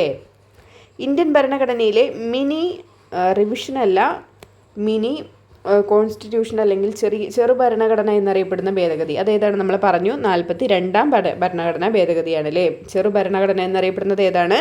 42-ാം ഭരണഘടനാ ഭേദഗതി. ഇന്ത്യൻ ഭരണഘടനയുടെ ആർട്ടിക്കിൾ 17 താഴെ പറയുന്നതിൽ ഏതുമായിട്ടാണ് ബന്ധപ്പെട്ടിരിക്കുന്നത്? തൊട്ടുകൂടായ്മ നിർത്തലാക്കൽ, തുല്യ അവസരത്തിനുള്ള അവകാശം, പദവികൾ നിർത്തലാക്കൽ, ചൂഷണത്തിനെതിരായിട്ടുള്ള അവകാശം. ഏതാണ്? തൊട്ടുകൂടായ്മ നിർത്തലാക്കലാണ് അല്ലേ. ആർട്ടിക്കിൾ 17 എന്തുമായിട്ട് ബന്ധപ്പെട്ടിരിക്കുന്നു? തൊട്ടുകൂടായ്മ നിർത്തലാക്കൽ, അയിത്ത നിർമ്മാർജ്ജനം. അതാണ് ആർട്ടിക്കിൾ 17 കൊണ്ട് പറയുന്നത്. കേരള നവോത്ഥാനവുമായി ബന്ധപ്പെട്ട് സമത്വ സമാജം എന്ന സാമുദായിക സംഘടന ആരംഭിച്ച നവോത്ഥാന നായകൻ ആരാണ്? അയ്യ വൈകുണ്ഠസ്വാമികളുടെയാണ് സമത്വ സമാജം എന്ന് പറയുന്നുള്ള സംഘടന അല്ലേ. ഭയകൗടില്യ ലോപങ്ങൾ വളർക്കില്ലൊരു നാടിനെ എന്ന മുദ്രാവാക്യം ഉയർത്തിപ്പിടിച്ച മലയാള ദിനപത്രം ഏതാണ്? സ്വദേശാഭിമാനിയാണ്. ഭയകൗടില്യ ലോപങ്ങൾ വളർക്കില്ലൊരു നാടിനെ എന്ന മുദ്രാവാക്യം ഏത് മലയാള ദിനപത്രത്തിൻ്റെയാണ്? സ്വദേശാഭിമാനി പത്രത്തിൻ്റെയാണ്. പറമ്പിക്കുളം വാർഷിക ജന്തുജാല കണക്കെടുപ്പിൽ പുതിയതായി കണ്ടെത്തിയ ചിന്നത്തവിടൻ, ചെമ്പൻ വെള്ളിവരയൻ, പളനിപ്പൊട്ടൻ എന്നിവ ഏത് ഇനത്തിൽപ്പെടുന്ന ജീവികളാണ്? ചിത്രശലഭമാണ് കേട്ടോ. ചിത്രശലഭ വിഭാഗത്തിൽപ്പെടുന്നതാണ് ചിന്നത്തവിടൻ, ചെമ്പൻ വെള്ളിവരയൻ, പളനിപ്പൊട്ടൻ എന്നൊക്കെ പറയുന്നത്. നമുക്കൊരു തവളയുമായിട്ട് കണക്ട് ചെയ്യാം അല്ലേ പേരിങ്ങനെ കേൾക്കുമ്പോൾ. മനുഷ്യനിലെ ചലനവും സഞ്ചാരവും സാധ്യമാക്കുന്നത് പേശി വ്യവസ്ഥയാണ്. മനുഷ്യനിലെ ചലനവും സഞ്ചാരവും സാധ്യമാക്കുന്നത് അസ്ഥി വ്യവസ്ഥയാണ്. ഇതിൽ 2 പ്രസ്താവനകൾ ശരിയാണ്. 1 ശരി 1 തെറ്റാണ്. 2 തെറ്റാണ്. 1 തെറ്റ്. 2 ശരിയാണ്. 2 പ്രസ്താവനകളും തെറ്റാണ്. എന്താണ്? ഓപ്ഷൻ എ ആണ് ആൻസർ. 2 പ്രസ്താവനകൾ എന്താണ്? ശരിയാണ്. മനുഷ്യനിലെ ശരീര ചലനവും സഞ്ചാരവും സാധ്യമാക്കുന്നത് ഏതാണ്? പേശി വ്യവസ്ഥയാണ്. മനുഷ്യനിലെ ചലനവും സഞ്ചാരവും സാധ്യമാക്കുന്നത് എന്താണ്? അസ്ഥി വ്യവസ്ഥയാണ്. രണ്ടും എന്ത് തന്നെയാണ്? കറക്റ്റായിട്ടുള്ള ആൻസറാണ്. നമുക്ക് ചലിക്കണം എന്നുണ്ടെങ്കിലും സഞ്ചാരം വേണമെന്നുണ്ടെങ്കിലും എന്താണ്? 2 പേശി വ്യവസ്ഥകളുടെയും ഏകോപനം വേണം. എന്നാൽ മാത്രമാണ് അത് നടക്കുകയുള്ളൂ അല്ലേ. അപ്പോൾ പേശി വ്യവസ്ഥയും അസ്ഥി വ്യവസ്ഥയും എന്ത് ചെയ്യുന്നുണ്ട്?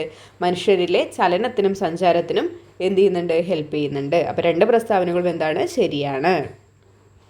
ശരിയായ ജോഡികൾ കണ്ടെത്താനാണ് പറഞ്ഞിരിക്കുന്നത്. നിങ്ങളൊന്ന് ട്രൈ ചെയ്തേ.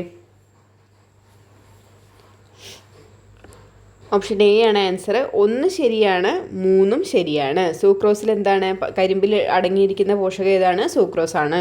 അതുപോലെ തന്നെ പയറുവർഗ്ഗത്തിൽ അടങ്ങിയിരിക്കുന്നത് എന്താണ്? മാംസ്യമാണ്. എണ്ണക്കുരുക്കൾ അടങ്ങിയിരിക്കുന്ന വിറ്റാമിൻ ആണോ? അല്ല. എന്താണ്? കൊഴുപ്പാണ് അല്ലേ? കൊഴുപ്പാണ്.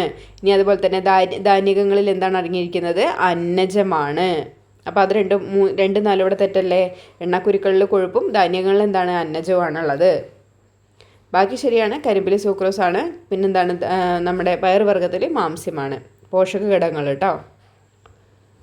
താഴെ തന്നിരിക്കുന്നതിൽ ഏറ്റവും കുറഞ്ഞ തരംഗദൈർഘ്യമുള്ള പ്രകാശം ഏതാണ്? ഏറ്റവും കുറഞ്ഞ തരംഗദൈർഘ്യമുള്ള പ്രകാശം ഏതാണ്? നീലയാണ് കേട്ടോ. ഈ കൊടുത്തിരിക്കുന്നതിലാണ് ചോദിച്ചിരിക്കുന്നത്. താഴെ തന്നിരിക്കുന്നതിൽ ഏറ്റവും കുറഞ്ഞ തരംഗദൈർഘ്യമുള്ള പ്രകാശം ഏതാണ്? നീല. നോക്കൂ, ഇതറിയാമല്ലോ അല്ലേ? വിബ്ജിയോർ. ഇതിൽ തരംഗദൈർഘ്യം കുറഞ്ഞതാണ് ചോദിച്ചിരിക്കുന്നത്. റെഡിന് ഏറ്റവും കൂടുതലല്ലേ? അപ്പോൾ ഇതിങ്ങോട്ട് എന്താണ്? തരംഗദൈർഘ്യം കൂടി വരുന്ന അളവിലാണ്. അപ്പോൾ നോക്കൂ, വയലറ്റിനാണ് തരംഗദൈർഘ്യം ഏറ്റവും കുറവ്. എന്താണ്? പ്രകാശം ഏതാണെന്ന് ചോദിച്ചാൽ അതേതാണ്? വയലറ്റിനാണ്. അതുപോലെ തന്നെ അത് കഴിഞ്ഞാൽ പിന്നെ ഇൻഡിഗോ, പിന്നെ ഏതാണ്? ബ്ലൂ ആണുള്ളത്. അത് ഏറ്റവും കുറവ് എവിടെയാണ് വരുന്നത്? ബ്ലൂ. നീലയല്ലേ അതിലുള്ളൂ. പിന്നെ നോക്കൂ, ബാക്കി ഗ്രീന്, പച്ച മുന്നിലേക്കാണ് പോകുന്നത്. അതുപോലെ തന്നെ യെല്ലോ മുന്നിലേക്കാണ് പോകുന്നത്. ചുവപ്പ് ഏറ്റവും കൂടുതലാണ്. കണ്ടോ? ഇങ്ങനെയാണ് കേട്ടോ അത് നോക്കുക. താഴെ തന്നിരിക്കുന്നതിൽ എന്ന് പറഞ്ഞു കഴിഞ്ഞാൽ നമ്മളത് എഴുതി നോക്കിയിട്ട് വേണം കണ്ടുപിടിക്കാൻ വേണ്ടിയിട്ട് കേട്ടോ. റെഡിലേക്ക് പോകുന്തോറും എന്തായിരിക്കും? തരംഗദൈർഘ്യം ഏറ്റവും എന്തായിരിക്കും? കൂടുതലായിരിക്കും. റെഡിലേക്ക് ഏറ്റവും തരംഗദൈർഘ്യം കൂടുതലുള്ള പ്രകാശം ഏതാണ്? റെഡാണ്. കുറവ് ഏതാണ്? വയലറ്റാണ്. അങ്ങനെ ആലോചിച്ചാൽ മതി. ഒരു സ്ക്രീനിൽ ലഭിക്കാത്ത ഒരു പ്രതിബിംബത്തെ ഡാഷ് എന്ന് വിളിക്കുന്നു. എങ്ങനെയാണ്? മിഥ്യാപ്രതിബിംബം എന്നാണ് വിളിക്കുന്നത്. ഒരു സ്ക്രീനിൽ ലഭിക്കാത്തൊരു പ്രതിബിംബമാണെങ്കിൽ അതെന്തായിരിക്കും? അതൊരു മിഥ്യാപ്രതിബിംബമായിരിക്കും. വൈകുണ്ഠസ്വാമികളെ സംബന്ധിച്ചുള്ള താഴെ പറയുന്ന പ്രസ്താവനകൾ ശരിയായത് കണ്ടെത്താനാണ് പറഞ്ഞിരിക്കുന്നത്. 1908 തിരുവനന്തപുരം ജില്ലയിലെ കൊല്ലൂർ ഗ്രാമത്തിൽ ജനിച്ചു.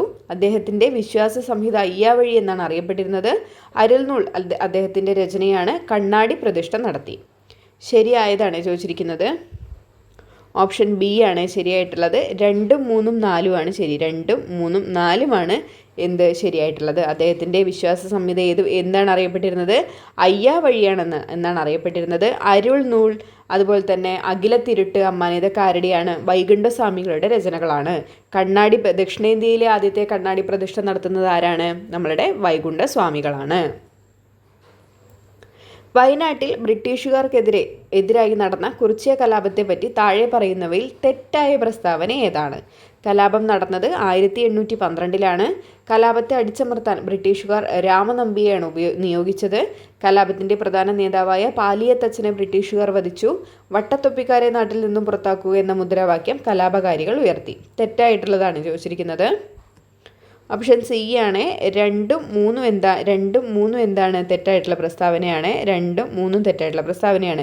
കലാപം നടന്നത് എന്നാണ്? 1812 കുറിച്യർ കലാപം വർഷം ഓർത്തിരിക്കുക എന്നാണ്? 1812 പിന്നെന്താണ്? വട്ടത്തൊപ്പിക്കാരെ പുറത്താക്കുക എന്നതായിരുന്നു നമ്മുടെ കുറിച്യ കലാപത്തിൻ്റെ മുദ്രാവാക്യം എന്ന് പറയുന്നത്. കുറിച്യ കലാപത്തിൻ്റെ നേതാവ് ആരായിരുന്നു? രാമനമ്പിയായിരുന്നു. കുറിച്യർ കലാപത്തിൻ്റെ നേതാവ് ആരായിരുന്നു? രാമനമ്പി. 2024 സാഹിത്യത്തിനുള്ള നോബൽ സമ്മാനം ലഭിച്ച ഹാൻകാങ്ങിനെ പറ്റി കുറിച്ചുള്ള താഴെ കൊടുത്തിരിക്കുന്ന പ്രസ്താവനകൾ ശരിയായത് ഏതെന്നാണ് ചോദിച്ചിരിക്കുന്നത്. സാഹിത്യ നോബൽ ലഭിക്കുന്ന ആദ്യത്തെ ദക്ഷിണ കൊറിയൻ സ്വദേശിയാണ്. സാഹിത്യ നോബൽ നേടുന്ന ആദ്യത്തെ ഏഷ്യൻ വനിതയാണ്. ദി വെജിറ്റേറിയൻ എന്ന നോവലിന് മാൻ ബുക്കർ പുരസ്കാരം നേടി. ദി വൈറ്റ് ബുക്ക് അവരുടെ ആത്മപരമായ രചനയാണ്. എല്ലാം ശരിയാണ് കേട്ടോ. എല്ലാം ശരിയാണ് അദ്ദേഹത്തെക്കുറിച്ചുള്ളത്. ഒന്ന് നോക്കി വെച്ചിട്ട് പോയേക്കണേ. നമ്മുടെ 2024 നോബൽ പ്രൈസ് ലഭിച്ചിട്ടുള്ള ഹാൻകാങ്ങിനെ കുറിച്ചുള്ള കാര്യങ്ങളാണ് പറയുന്നത്. അദ്ദേഹം എവിടെ നിന്നുള്ളതാണ്? ദക്ഷിണ കൊറിയൻ സ്വദേശിയാണ്. സാഹിത്യ നോബൽ നേടുന്ന ആദ്യത്തെ ഏഷ്യൻ വനിതയാണ്. പക്ഷേ ഇവിടെ സ്വദേശി എന്നല്ലേ കൊടുത്തിരിക്കുന്നത് അല്ലേ? സ്വദേശി എന്ന് പറയാം, സ്വദേശിനി എന്നല്ലേ പറയുള്ളൂ. എന്തോ. അപ്പോൾ സാഹിത്യ നോബൽ നേടുന്ന ആദ്യത്തെ ഏഷ്യൻ വനിതയാണ്. ദി വെജിറ്റേറിയൻ എന്ന നോവലിന് മാൻ ബുക്കർ പുരസ്കാരം നേടിയിട്ടുണ്ട്. ഹാൻകാങ്ങിൻ്റെ വെജിറ്റേറിയൻ എന്ന് പറഞ്ഞിട്ടുള്ള ബുക്കിന് എന്ത് ലഭിച്ചിട്ടുണ്ട്? മാൻ ബുക്കർ പുരസ്കാരം ലഭിച്ചിട്ടുണ്ട്. ദി വൈറ്റ് ബുക്ക് അവരുടെ എന്താണ്? ആത്മപരമായ രചനയാണ്. ദി വൈറ്റ് ബുക്കാണ് അദ്ദേഹത്തിൻ്റെ അവരുടെ ആത്മപരമായ രചന എന്ന് പറയുന്നത്. താഴെ പറയുന്നവയിൽ ശരിയായ ജോഡി കണ്ടെത്തുക. 1885 INC സ്ഥാപിച്ചു. 1907 സൂററ്റ് സമ്മേളനത്തിൽ കോൺഗ്രസിൻ്റെ പിളർപ്പ്. 1934 ഗാന്ധിജി കോൺഗ്രസ് പ്രസിഡന്റായി. 1929 ഇന്ത്യൻ നാഷണൽ കോൺഗ്രസിൻ്റെ ലാഹോർ സമ്മേളനം. ശരിയായിട്ടുള്ള ജോഡി ഏതൊക്കെയാണ്? ഓപ്ഷൻ എ ആണ് ആൻസർ. 1, 2, 4 ആണ് ഇവിടെ ശരിയായിട്ടുള്ളത്. 1885 INC വരുന്നത്. 1885 ഡിസംബർ 25 INC സ്ഥാപിക്കുന്നത്. 1907 എന്ത് സംഭവിക്കുന്നുണ്ട്? സൂററ്റ് പിളർപ്പ് വരുന്നുണ്ട്. അതുപോലെ തന്നെ 1929 എന്ത് ചെയ്യുന്നുണ്ട്? നമ്മുടെ INCയുടെ ലാഹോർ സമ്മേളനം നടക്കുന്നുണ്ട്. 24 ഗാന്ധിജി കോൺഗ്രസ് പ്രസിഡന്റ് ആവുന്നത്. 1924 ഗാന്ധിജി എന്ത് ചെയ്യുന്നത്? കോൺഗ്രസ് പ്രസിഡന്റ് ആകുന്നത്. 34 ആൻസർ പറഞ്ഞില്ലേ? ഓപ്ഷൻ എ ആണ് ആൻസർ.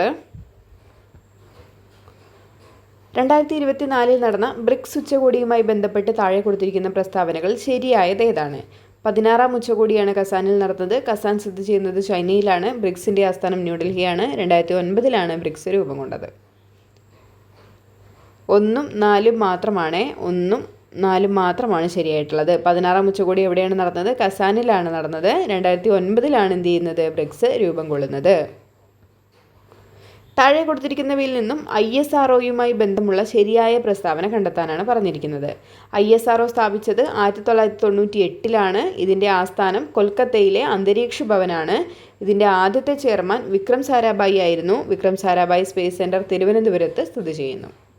ശരിയായ പ്രസ്താവനയാണ് ചോദിച്ചിരിക്കുന്നത്. ഓപ്ഷൻ ബി ആണ് ആൻസർ. 3, 4 മാത്രമാണ് ശരിയായിട്ടുള്ളത്. ഇതിൻ്റെ ആദ്യത്തെ ചെയർമാൻ ആരായിരുന്നു? വിക്രം സാരാഭായി ആയിരുന്നു.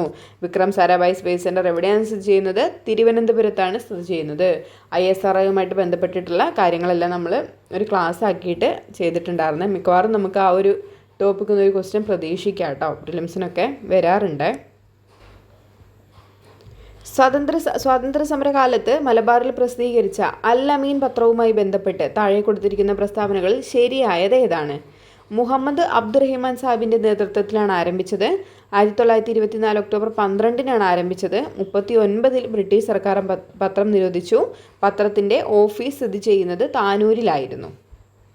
അൽ അമീൻ പത്രവുമായിട്ട് ബന്ധപ്പെട്ടിട്ടുള്ള ശരിയായിട്ടുള്ള പ്രസ്താവനകൾ.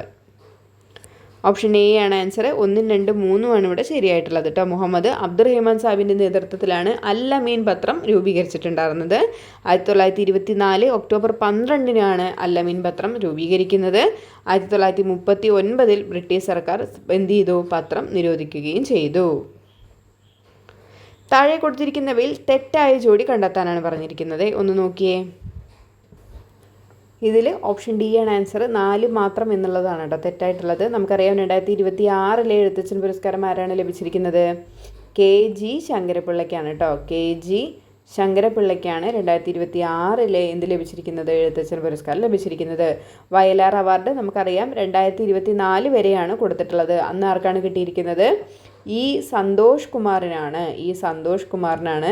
ഇപ്പോൾ ഒരുപാട് വട്ടം റിപ്പീറ്റ് വന്നതാണ് സന്തോഷ് കുമാർ. അദ്ദേഹത്തിൻ്റെ ഏത് കൃതിയായിരുന്നു? തപോമയിയുടെ അച്ഛൻ എന്ന് പറഞ്ഞിട്ടുള്ള കൃതിക്കായിരുന്നു അദ്ദേഹത്തിന് എന്ത് ലഭിച്ചിട്ടുണ്ടായിരുന്നത്?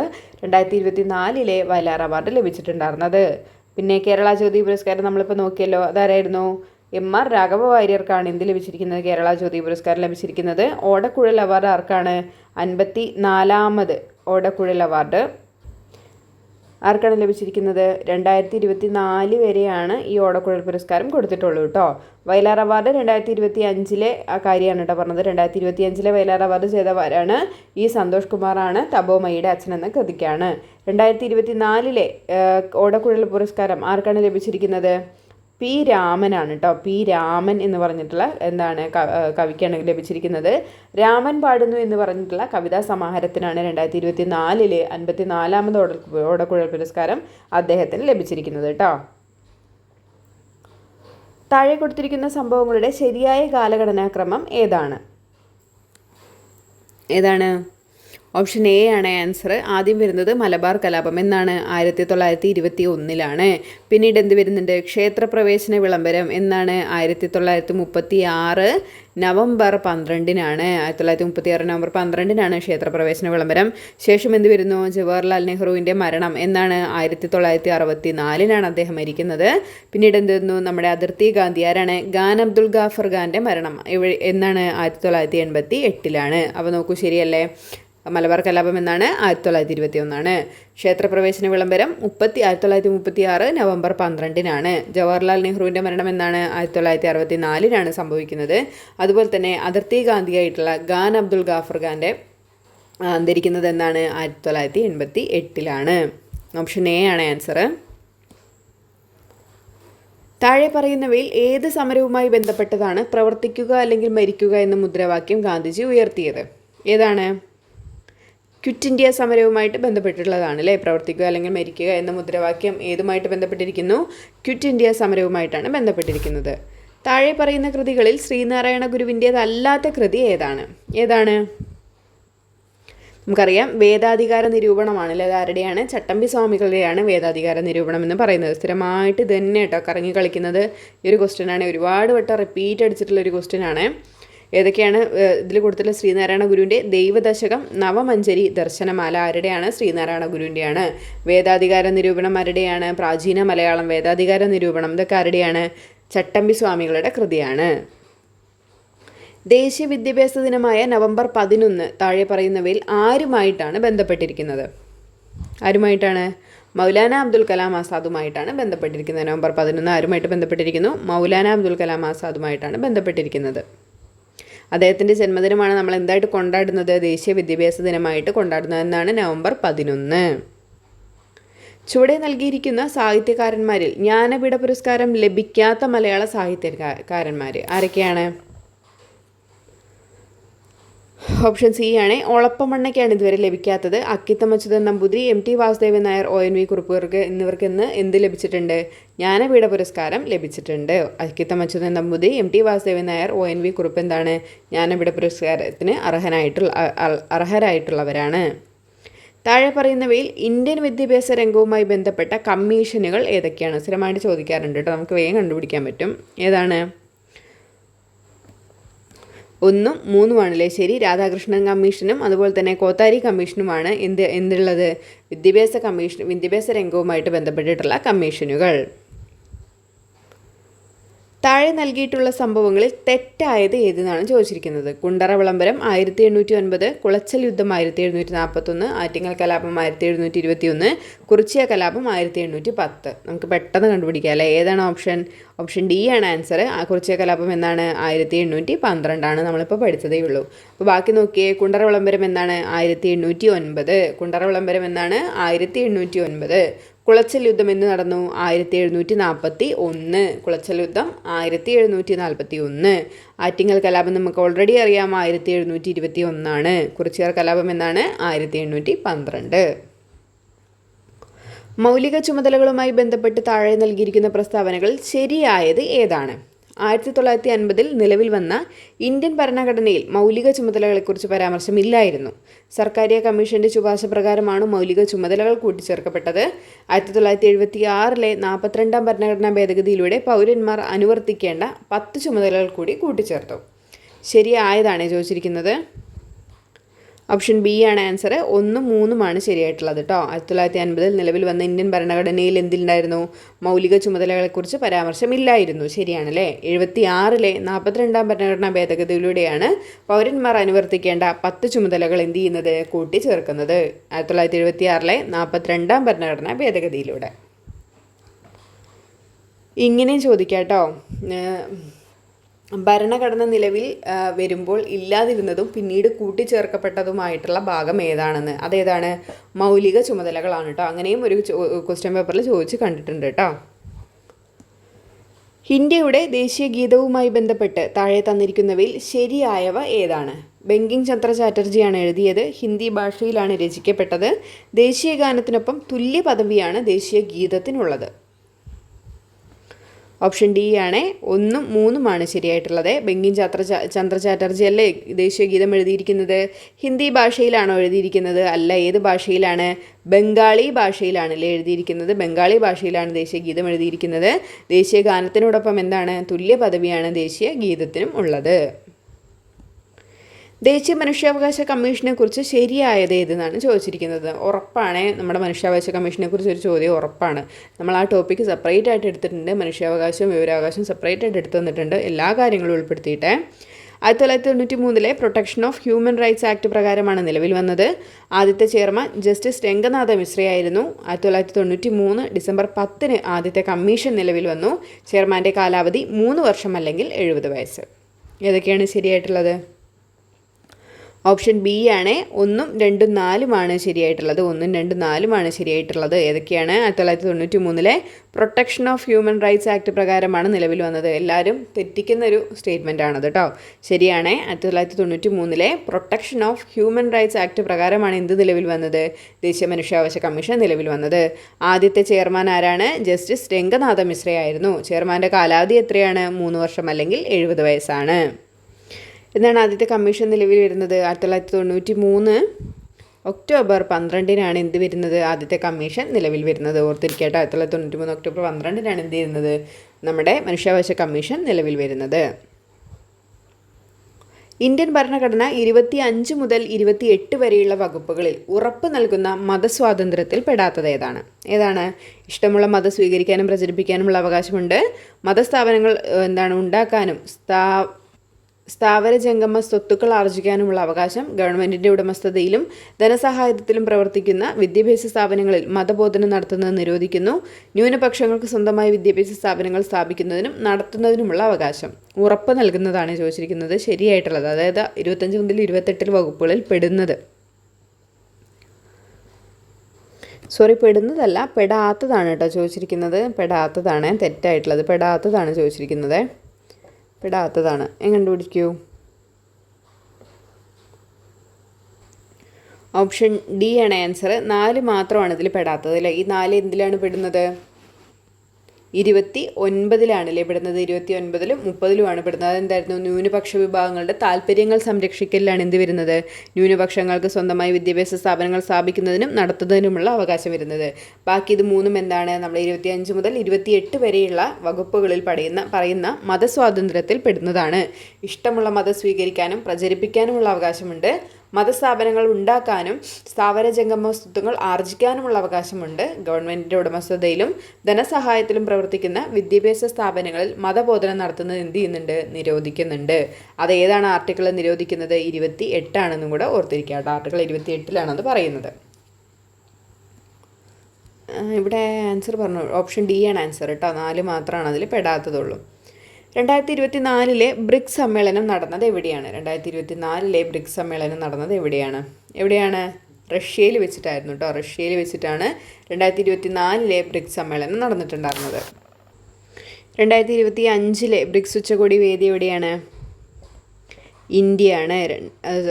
ബ്രസീലാണ്. 2025 ബ്രിക്സ് ഉച്ചകോടി വേദി എവിടെയാണ്? ബ്രസീലാണ് കേട്ടോ. ബ്രസീലിലെ റിയോ ഡി ജനീറോയിൽ വെച്ചിട്ടാണ് ഇത് നടക്കുന്നത്. 2025 ബ്രിക്സ് ഉച്ചകോടി നടന്നിട്ടുണ്ടായിരുന്നത്. 2026 വേദി എവിടെയാണ്? ഇന്ത്യയാണ്. ഓർത്തിരിക്കുക കേട്ടോ. 2026 ബ്രിക്സ് ഉച്ചകോടി വേദി എവിടെയാണ്? ഇന്ത്യയാണ്. 2025 ബ്രസീലിലെ റിയോ ഡി ജനീറോയിൽ നടന്നു. അതുപോലെ തന്നെ 2024 ബ്രിക്സ് ഉച്ചകോടി എവിടെ നടന്നു? റഷ്യയിലെ കസാനിലാണ് നടന്നിട്ടുണ്ടായിരുന്നത് കേട്ടോ. കുറിച്യർ ലഹളയുമായി ബന്ധപ്പെട്ട ശരിയായ പ്രസ്താവനകൾ ഏതൊക്കെ? 1812 കുറിച്യർ ലഹള ഉണ്ടായത്. വയനാട് ജില്ലയിലെ കുറിച്യ കുമ്പാര വിഭാഗത്തിൽപ്പെട്ടവരാണ് ലഹളയ്ക്ക് നേതൃത്വം നൽകിയത്. പ്രധാന നേതാവ് രാമനമ്പിയായിരുന്നു. ബ്രിട്ടീഷ് ഈസ്റ്റ് ഇന്ത്യ കമ്പനി ബലഭാരം നടപ്പിലാക്കിയ ജനവിരുദ്ധ നികുതി നയങ്ങൾക്കെതിരെ നടത്തിയ ലഹളയാണ്. ഓപ്ഷൻ സി ആണ് ആൻസർ. 1ഉം 3ഉം 4ഉമാണ് ഇതിൽ ശരിയായിട്ടുള്ളത്. 1812 കുറിച്യർ ലഹള ഉണ്ടായിരുന്നത്. പ്രധാന നേതാവ് ആരായിരുന്നു? രാമനമ്പിയായിരുന്നു. ബ്രിട്ടീഷ് ഈസ്റ്റ് ഇന്ത്യ കമ്പനി മലബാറിൽ നടപ്പിലാക്കിയ ജനവിരുദ്ധ നികുതി നയങ്ങൾക്കെതിരെ നടത്തിയ ലഹളയാണ് എന്ന് പറയുന്നത് കുറിച്യർ ലഹള എന്ന് പറയുന്നത്. കുറിച്യരും കുമ്പാരയല്ല കുറുമ്പരും വിഭാഗത്തിൽപ്പെട്ടവരാണ് എന്ത് ചെയ്യുന്നത്? ഈ ലഹളയ്ക്ക് നേതൃത്വം നൽകിയിട്ടുണ്ടായിരുന്നത്. വയനാട് ജില്ലയിലെ കുറിച്യ കുറുമ്പ വിഭാഗത്തിൽപ്പെട്ടവരാണ് നമ്മുടെ കുറിച്യർ ലഹളയ്ക്ക് നേതൃത്വം നൽകിയിട്ടുണ്ടായിരുന്നത്. ഓക്കെ അല്ലേ? കേരളത്തിലെ ആദ്യത്തെ വനിതാ മാസിക ഏതാണ്? കേരളത്തിലെ ആദ്യത്തെ വനിതാ മാസിക കേരളീയ സുഗുണബോധിനിയാണ്. കേരളത്തിലെ ആദ്യത്തെ വനിതാ മാസിക ഏതാണ്? കേരളീയ സുഗുണബോധിനി. കേരളത്തിൽ പടിഞ്ഞാറോട്ട് ഒഴുകുന്ന നദികളുടെ എണ്ണം എത്രയാണ്? 41. പടിഞ്ഞാറോട്ട് ഒഴുകുന്ന നദികളുടെ എണ്ണം എത്രയാണ്? 41. 3 എങ്ങോട്ട് ഒഴുകുന്നു? കിഴക്കോട്ട് ഒഴുകുന്നു. 2 സംസ്ഥാനങ്ങളിലുമായി അതിർത്തി പങ്കിടുന്ന കേരളത്തിലെ ഏക ജില്ല ഏതാണ്? വയനാട്. കേരളത്തിലെ ആദ്യത്തെ ജലവൈദ്യുത പദ്ധതി ഏതാണ്? പള്ളിവാസൽ. കേരളത്തിലെ ആദ്യത്തെ ജലവൈദ്യുത പദ്ധതി ഏതാണ്? പള്ളിവാസൽ. കേരളത്തിൽ ഏറ്റവും കൂടുതൽ കാണപ്പെടുന്ന മണ്ണിനം ഏതാണ്? ലാറ്ററൈറ്റ് മണ്ണാണ്. കേരളത്തിൽ ഏറ്റവും കൂടുതൽ കാണപ്പെടുന്ന മണ്ണിനം ഏതാണ്? ലാറ്ററൈറ്റ്. റെഡ് ഡാറ്റ ബുക്കിൽ ഇടം നേടിയ കേരളത്തിലെ വന്യജീവി സങ്കേതം ഏതാണ്? പറമ്പിക്കുളമാണ്. റെഡ് ഡാറ്റ ബുക്കിൽ ഇടം നേടിയ കേരളത്തിലെ വന്യജീവി സങ്കേതം ഏതാണ്? പറമ്പിക്കുളം. ആത്മവിദ്യാസംഘം സ്ഥാപിച്ചത് ആരാണ്? ആത്മവിദ്യാസംഘം സ്ഥാപിച്ചത് വാഗ്ഭടാനന്ദൻ. ആത്മവിദ്യാസംഘം ആരുടെയാണ്? വാഗ്ഭടാനന്ദൻ. കേരള നവോത്ഥാനത്തിൻ്റെ വഴിത്തിരിവായ അരുവിപ്പുറം പ്രതിഷ്ഠ നടത്തിയ കേരള സാമൂഹ്യ പരിഷ്കർത്താവ് ആരാണ്? ശ്രീനാരായണ ഗുരു. കേരളത്തിലെ ആദ്യത്തെ റെയിൽവേ പാത നിർമ്മിക്കപ്പെട്ട വർഷം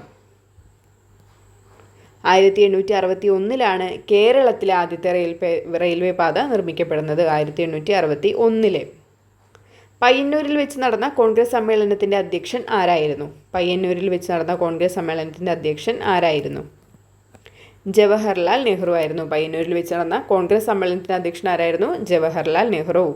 തിരുവിതാംകൂറിലെ രാഷ്ട്രീയ പ്രക്ഷോഭവുമായി ബന്ധമില്ലാത്തത് ഏതാണ്? ഓപ്ഷൻ ഡി കീഴരിയൂർ ബോംബ് കേസാണ് കേട്ടോ. പുന്നപ്ര വയലാർ സമരം, മലയാളി മെമ്മോറിയൽ, നിവർത്തന പ്രക്ഷോഭവും ഒക്കെ എന്താണ്? നമ്മുടെ തിരുവിതാംകൂറിലെ രാഷ്ട്രീയ പ്രക്ഷോഭങ്ങളാണ്. കീഴരിയൂർ ബോംബ് കേസ് അതുമായിട്ട് ബന്ധമില്ല. വൈക്കം സത്യാഗ്രഹത്തിന് നേതൃത്വം വഹിച്ചിരുന്നത് ആരാണ്? T K Madhavan. വൈക്കം സത്യാഗ്രഹത്തിന് നേതൃത്വം കൊടുത്തത് ആരാണ്? ടി കെ മാധവനാണ്. വൈക്കം സത്യാഗ്രഹത്തിന് നേതൃത്വം കൊടുത്തത് ആരാണ്? T K Madhavan. മലയാള ഭാഷയിലെ ആദ്യത്തെ നിഘണ്ടു ആരുടെ സംഭാവനയായിരുന്നു? ആരുടെയാണ്? അർണോസ് പാതിരിയുടെയാണ്. മലയാള ഭാഷയിലെ ആദ്യത്തെ നിഘണ്ടു ആരുടെ സംഭാവനയായിരുന്നു? അർണോസ് പാതിരി. 1809 കുണ്ടറ വിളംബരം പുറപ്പെടുവിച്ചത് ആരാണ്? വേലുത്തമ്പി ദളവ. 1809 കുണ്ടറ വിളംബരം പുറപ്പെടുവിക്കുന്നത് ആരാണ്? വേലുത്തമ്പി ദളവ. 1859 ജെയിംസ് ഡാറ കയർ ഫാക്ടറി സ്ഥാപിച്ച സ്ഥലം എവിടെയാണ്? ആലപ്പുഴയിലാണ് അല്ലേ? ആലപ്പുഴയിലാണ് ആദ്യത്തെ കയർ ഫാക്ടറി ആരാണ് സ്ഥാപിക്കുന്നത്? ജെയിംസ് ഡാറ. എന്നാണ്? 1859 സ്ഥാപിക്കുന്നത്. ഓർത്തിരിക്കണേ. ജീവമണ്ഡലത്തിലെ ജൈവസമ്പന്നത സൂചിപ്പിക്കുന്ന ജൈവ വൈവിധ്യം എന്ന പദം ആദ്യമായിട്ട് ഉപയോഗിച്ചത് ആരാണ്? വാൾട്ടർ ജി റോസൺ ആണ്. ജൈവവൈവിധ്യം എന്ന പദം ആദ്യമായിട്ട് ഉപയോഗിച്ചത് ആരാണ്? Walter G റോസൺ. അമ്മയുടെയും ഗർഭസ്ഥ ശിശുവിൻ്റെയും രക്തം കൂടിക്കലരാതെയുള്ള പദാർത്ഥ വിനിമയത്തിന് സഹായിക്കുന്ന ഭാഗം ഏതാണ്? Option A പ്ലാസൻ്റെയാണ്. കോശഭിത്തിയുടെ എല്ലാ ഭാഗത്തും ഒരേപോലെ കട്ടി കൂടിയ തരം കോശങ്ങൾ ചേർന്ന കല ഏതാണ്? സ്ക്ലീറൻ കൈമിയാണ്. കോശഭിത്തിയുടെ എല്ലാ ഭാഗത്തും ഒരേപോലെ കട്ടി കൂടിയ തരം കോശങ്ങൾ ചേർന്ന കലയാണ് സ്ക്ലീറൻ കൈമ. ചെറുകുടലിനകത്തെ പോഷകാകിരണത്തിനുള്ള പ്രതല വിസ്തീർണം അനേകം മടങ്ങ് വർദ്ധിപ്പിക്കാൻ സഹായിക്കുന്ന ഭാഗം ഏതാണ്? ഓപ്ഷൻ ബി വില്ലസുകളാണ് കേട്ടോ. വില്ലസുകളാണ്. സ്ഥിരമായിട്ട് റിപ്പീറ്റ് അടിക്കുന്നൊരു ക്വസ്റ്റ്യൻ ആണ് കേട്ടോ ഇത്. വൃക്കയിലേക്ക് രക്തം കൊണ്ടുവരുന്ന കുഴൽ വൃക്ക ധമനിയാണ് കേട്ടോ. വൃക്കയിലേക്ക് രക്തം കൊണ്ടുവരുന്നത് ഏതാണ്? വൃക്ക ധമനിയാണ്. നേത്രവൈകല്യങ്ങളുമായി ബന്ധപ്പെട്ട് ശരിയായ പ്രസ്താവനകൾ കണ്ടെത്തുക. കണ്ണിൻ്റെ ലെൻസിൻ്റെ ഇലാസ്തികത നഷ്ടപ്പെടുന്നത് മൂലം വരുന്ന രോഗമാണ് സീറോഫ്താൽമിയ. വിറ്റാമിൻ ബിയുടെ കുറവ് നിശാന്തതയ്ക്ക് കാരണമാകുന്നു.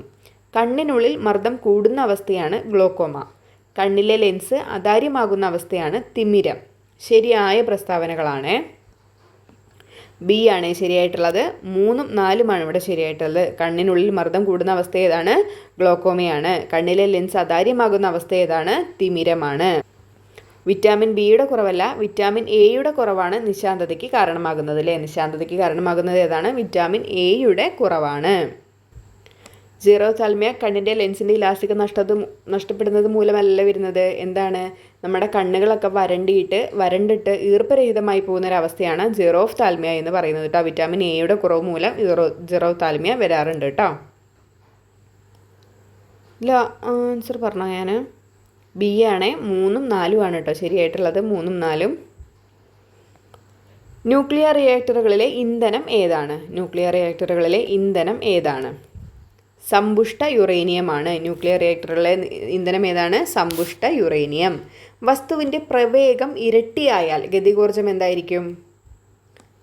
4 മടങ്ങാകും. വസ്തുവിൻ്റെ പ്രവേഗം ഇരട്ടിയാവുകയാണെങ്കിൽ ഗതികോർജ്ജം എന്തായിട്ട് കൂടും? 4 മടങ്ങായിട്ടാണ് കൂടുന്നത്. ഒരു വസ്തുവിൻ്റെ പ്രവേഗം കൂടുകയാണെങ്കിൽ ഗതികോർജ്ജം അതിൻ്റെ 4 മടങ്ങാകും. കൂട്ടത്തിൽ പെടാത്തത് ഏതാണ്? ഏതാണ്? വേഗമാണ്. ബാക്കിയൊക്കെ എന്താണ്? പ്രവേഗം, ത്വരണം, സ്ഥാനാന്തരം ഇവയൊക്കെ എന്താണ്? സദിശ അളവുകൾക്ക് ഉദാഹരണമാണ്. സദിശ അളവിന് ഉദാഹരണം ഏതൊക്കെയാണ്? പ്രവേഗം, ത്വരണം, സ്ഥാനാന്തരം, ബലം, ഇതെല്ലാം എന്താണ്? സദിശ അളവുകൾക്ക് ഉദാഹരണമാണ്. അന്തരീക്ഷമർദ്ദം അളക്കാൻ ഉപയോഗിക്കുന്ന ഉപകരണം ഏതൊക്കെയാണ്? ഏതാണ്? ബാരോമീറ്റർ ആണ്. അന്തരീക്ഷമർദ്ദം അളക്കാൻ ഉപയോഗിക്കുന്ന ഉപകരണം ഏതാണ്? ബാരോമീറ്റർ ആണ്. ചില പ്രസ്താവനകൾ നൽകിയിരിക്കുന്നു. ഇവയിൽ ജെ തോംസണുമായി ബന്ധപ്പെടാത്ത പ്രസ്താവന ഏതാണ്? പ്ലം പുഡിംഗ് മാതൃക മുന്നോട്ട് വെച്ചു. ഇലക്ട്രോണിനെ കണ്ടെത്തി. ഡിസ്ചാർജ് ട്യൂബ് പരീക്ഷണങ്ങൾ നടത്തി. ന്യൂട്രോണിനെ കണ്ടെത്തി. നമുക്കറിയാം ഓപ്ഷൻ ഡി ആണ് ആൻസർ ആയിട്ടുള്ളത്. ന്യൂട്രോണിനെ കണ്ടെത്തിയതാണ് ആരാണ്? ജെയിംസ് ചാഡ്വിക്ക് ആണ് അല്ലേ? ജെയിംസ് ചാഡ്വിക്ക് ആണ് എന്ത് കണ്ടുപിടിച്ചത്? ന്യൂട്രോണിനെ കണ്ടെത്തിയത്. അപ്പോൾ ജെ തോംസണുമായിട്ടുള്ളത് നോക്കിയേ. പ്ലം പുഡിംഗ് മാതൃക ആരുടെയാണ്? ജെ തോംസൻ്റെയാണ്. ഇലക്ട്രോണിനെ കണ്ടെത്തി ആര്? J Thomson. പിന്നെന്താണ്? ഡിസ്ചാർജ് ട്യൂബ് പരീക്ഷണങ്ങൾ നടത്തിയത് ആരാണ്? ജെ തോംസൺ ആണ്. ഓക്കെ അല്ലേ? റബ്ബറിൻ്റെ മോണോമർ ഏതാണ്? റബ്ബറിൻ്റെ മോണോമർ ഐസോപ്രീൻ ആണ് കേട്ടോ. റബ്ബറിൻ്റെ മോണോമർ ഏതാണ്? ഐസോപ്രീൻ ആണ്. റബ്ബറിൻ്റെ മോണോമർ ഐസോപ്രീൻ ആണ്. റേഡിയോ ആക്റ്റീവത കണ്ടെത്തിയത് ആരാണ്? റേഡിയോ ആക്റ്റീവത കണ്ടെത്തിയത് ആരാണ്? ഹെൻറി ബെക്വറലാണ്. ഹെൻറി ബെക്വറലാണ് റേഡിയോ ആക്റ്റീവത കണ്ടെത്തിയത്. റേഡിയോ ആക്ടിവിറ്റിയുടെ എന്താണ്? അതിൻ്റെ യൂണിറ്റ് എന്താണ്? ബെക്വറൽ എന്നുള്ളതാണ് കേട്ടോ. ബെക്വറൽ എന്നുള്ളതാണ്. അപ്പോൾ റേഡിയോ ആക്റ്റീവത കണ്ടെത്തിയത് ആരാണ്? ഹെൻറി ബെക്വറലാണ്. ലീച്ചിങ് എന്ന സാന്ദ്രണ രീതി ഉപയോഗിക്കുന്നത് ഏത് ലോഹത്തിൻ്റെ അയിരിനാണ്? Leaching aluminium. പഠിച്ചു വെച്ചേക്കണേ. ലീച്ചിങ് എന്ന സാന്ദ്രണ രീതി ഉപയോഗിക്കുന്നത് ഏത് ലോഹത്തിൻ്റെ അയിരിനാണ്? അലൂമിനിയത്തിൻ്റെ. അലൂമിനിയത്തിൻ്റെ അയിര് ഏതാണ്? ബോക്സൈറ്റ് ആണ്. ബോക്സൈറ്റ് ആണ് അലൂമിനിയത്തിൻ്റെ അയിര് എന്ന് പറയുന്നത് അല്ലേ? ലീച്ചിങ് എന്ന സാന്ദ്രണ രീതി ഉപയോഗിക്കുന്നത് ഏത് ലോഹത്തിൻ്റെ അയിരിനാണ്? അലൂമിനിയത്തിൻ്റെ. ഒരേ മാസ് നമ്പറും വ്യത്യസ്ത ആറ്റോമിക നമ്പറുമുള്ള ആറ്റങ്ങൾ ഏതൊക്കെയാണ്? ഒരേ മാസ് നമ്പറും വ്യത്യസ്ത ആറ്റോമിക നമ്പറുമുള്ള ആറ്റങ്ങൾ ഐസോ ബാറുകളാണ്. ഞാൻ പറഞ്ഞിട്ടുണ്ടായിരുന്നു ഒരേ മാസ്. നമ്മൾ ബാറിൽ നിന്ന് വരുന്നവർക്കൊക്കെ എന്തായിരിക്കും? ഒരേ മാസമായിരിക്കും. അപ്പോൾ അതെന്താണ്? ഐസോ ബാറ്. വ്യത്യസ്ത മാസ് നമ്പർ ആണെങ്കിൽ അതെന്താണ്? ഐസോ ടോപ്പുകൾ. ഓക്കെ അല്ലേ? അപ്പോൾ നമ്മുടെ ഇന്നത്തെ PYQ സെക്ഷൻ ഇവിടെ അവസാനിക്കുകയാണ് കേട്ടോ.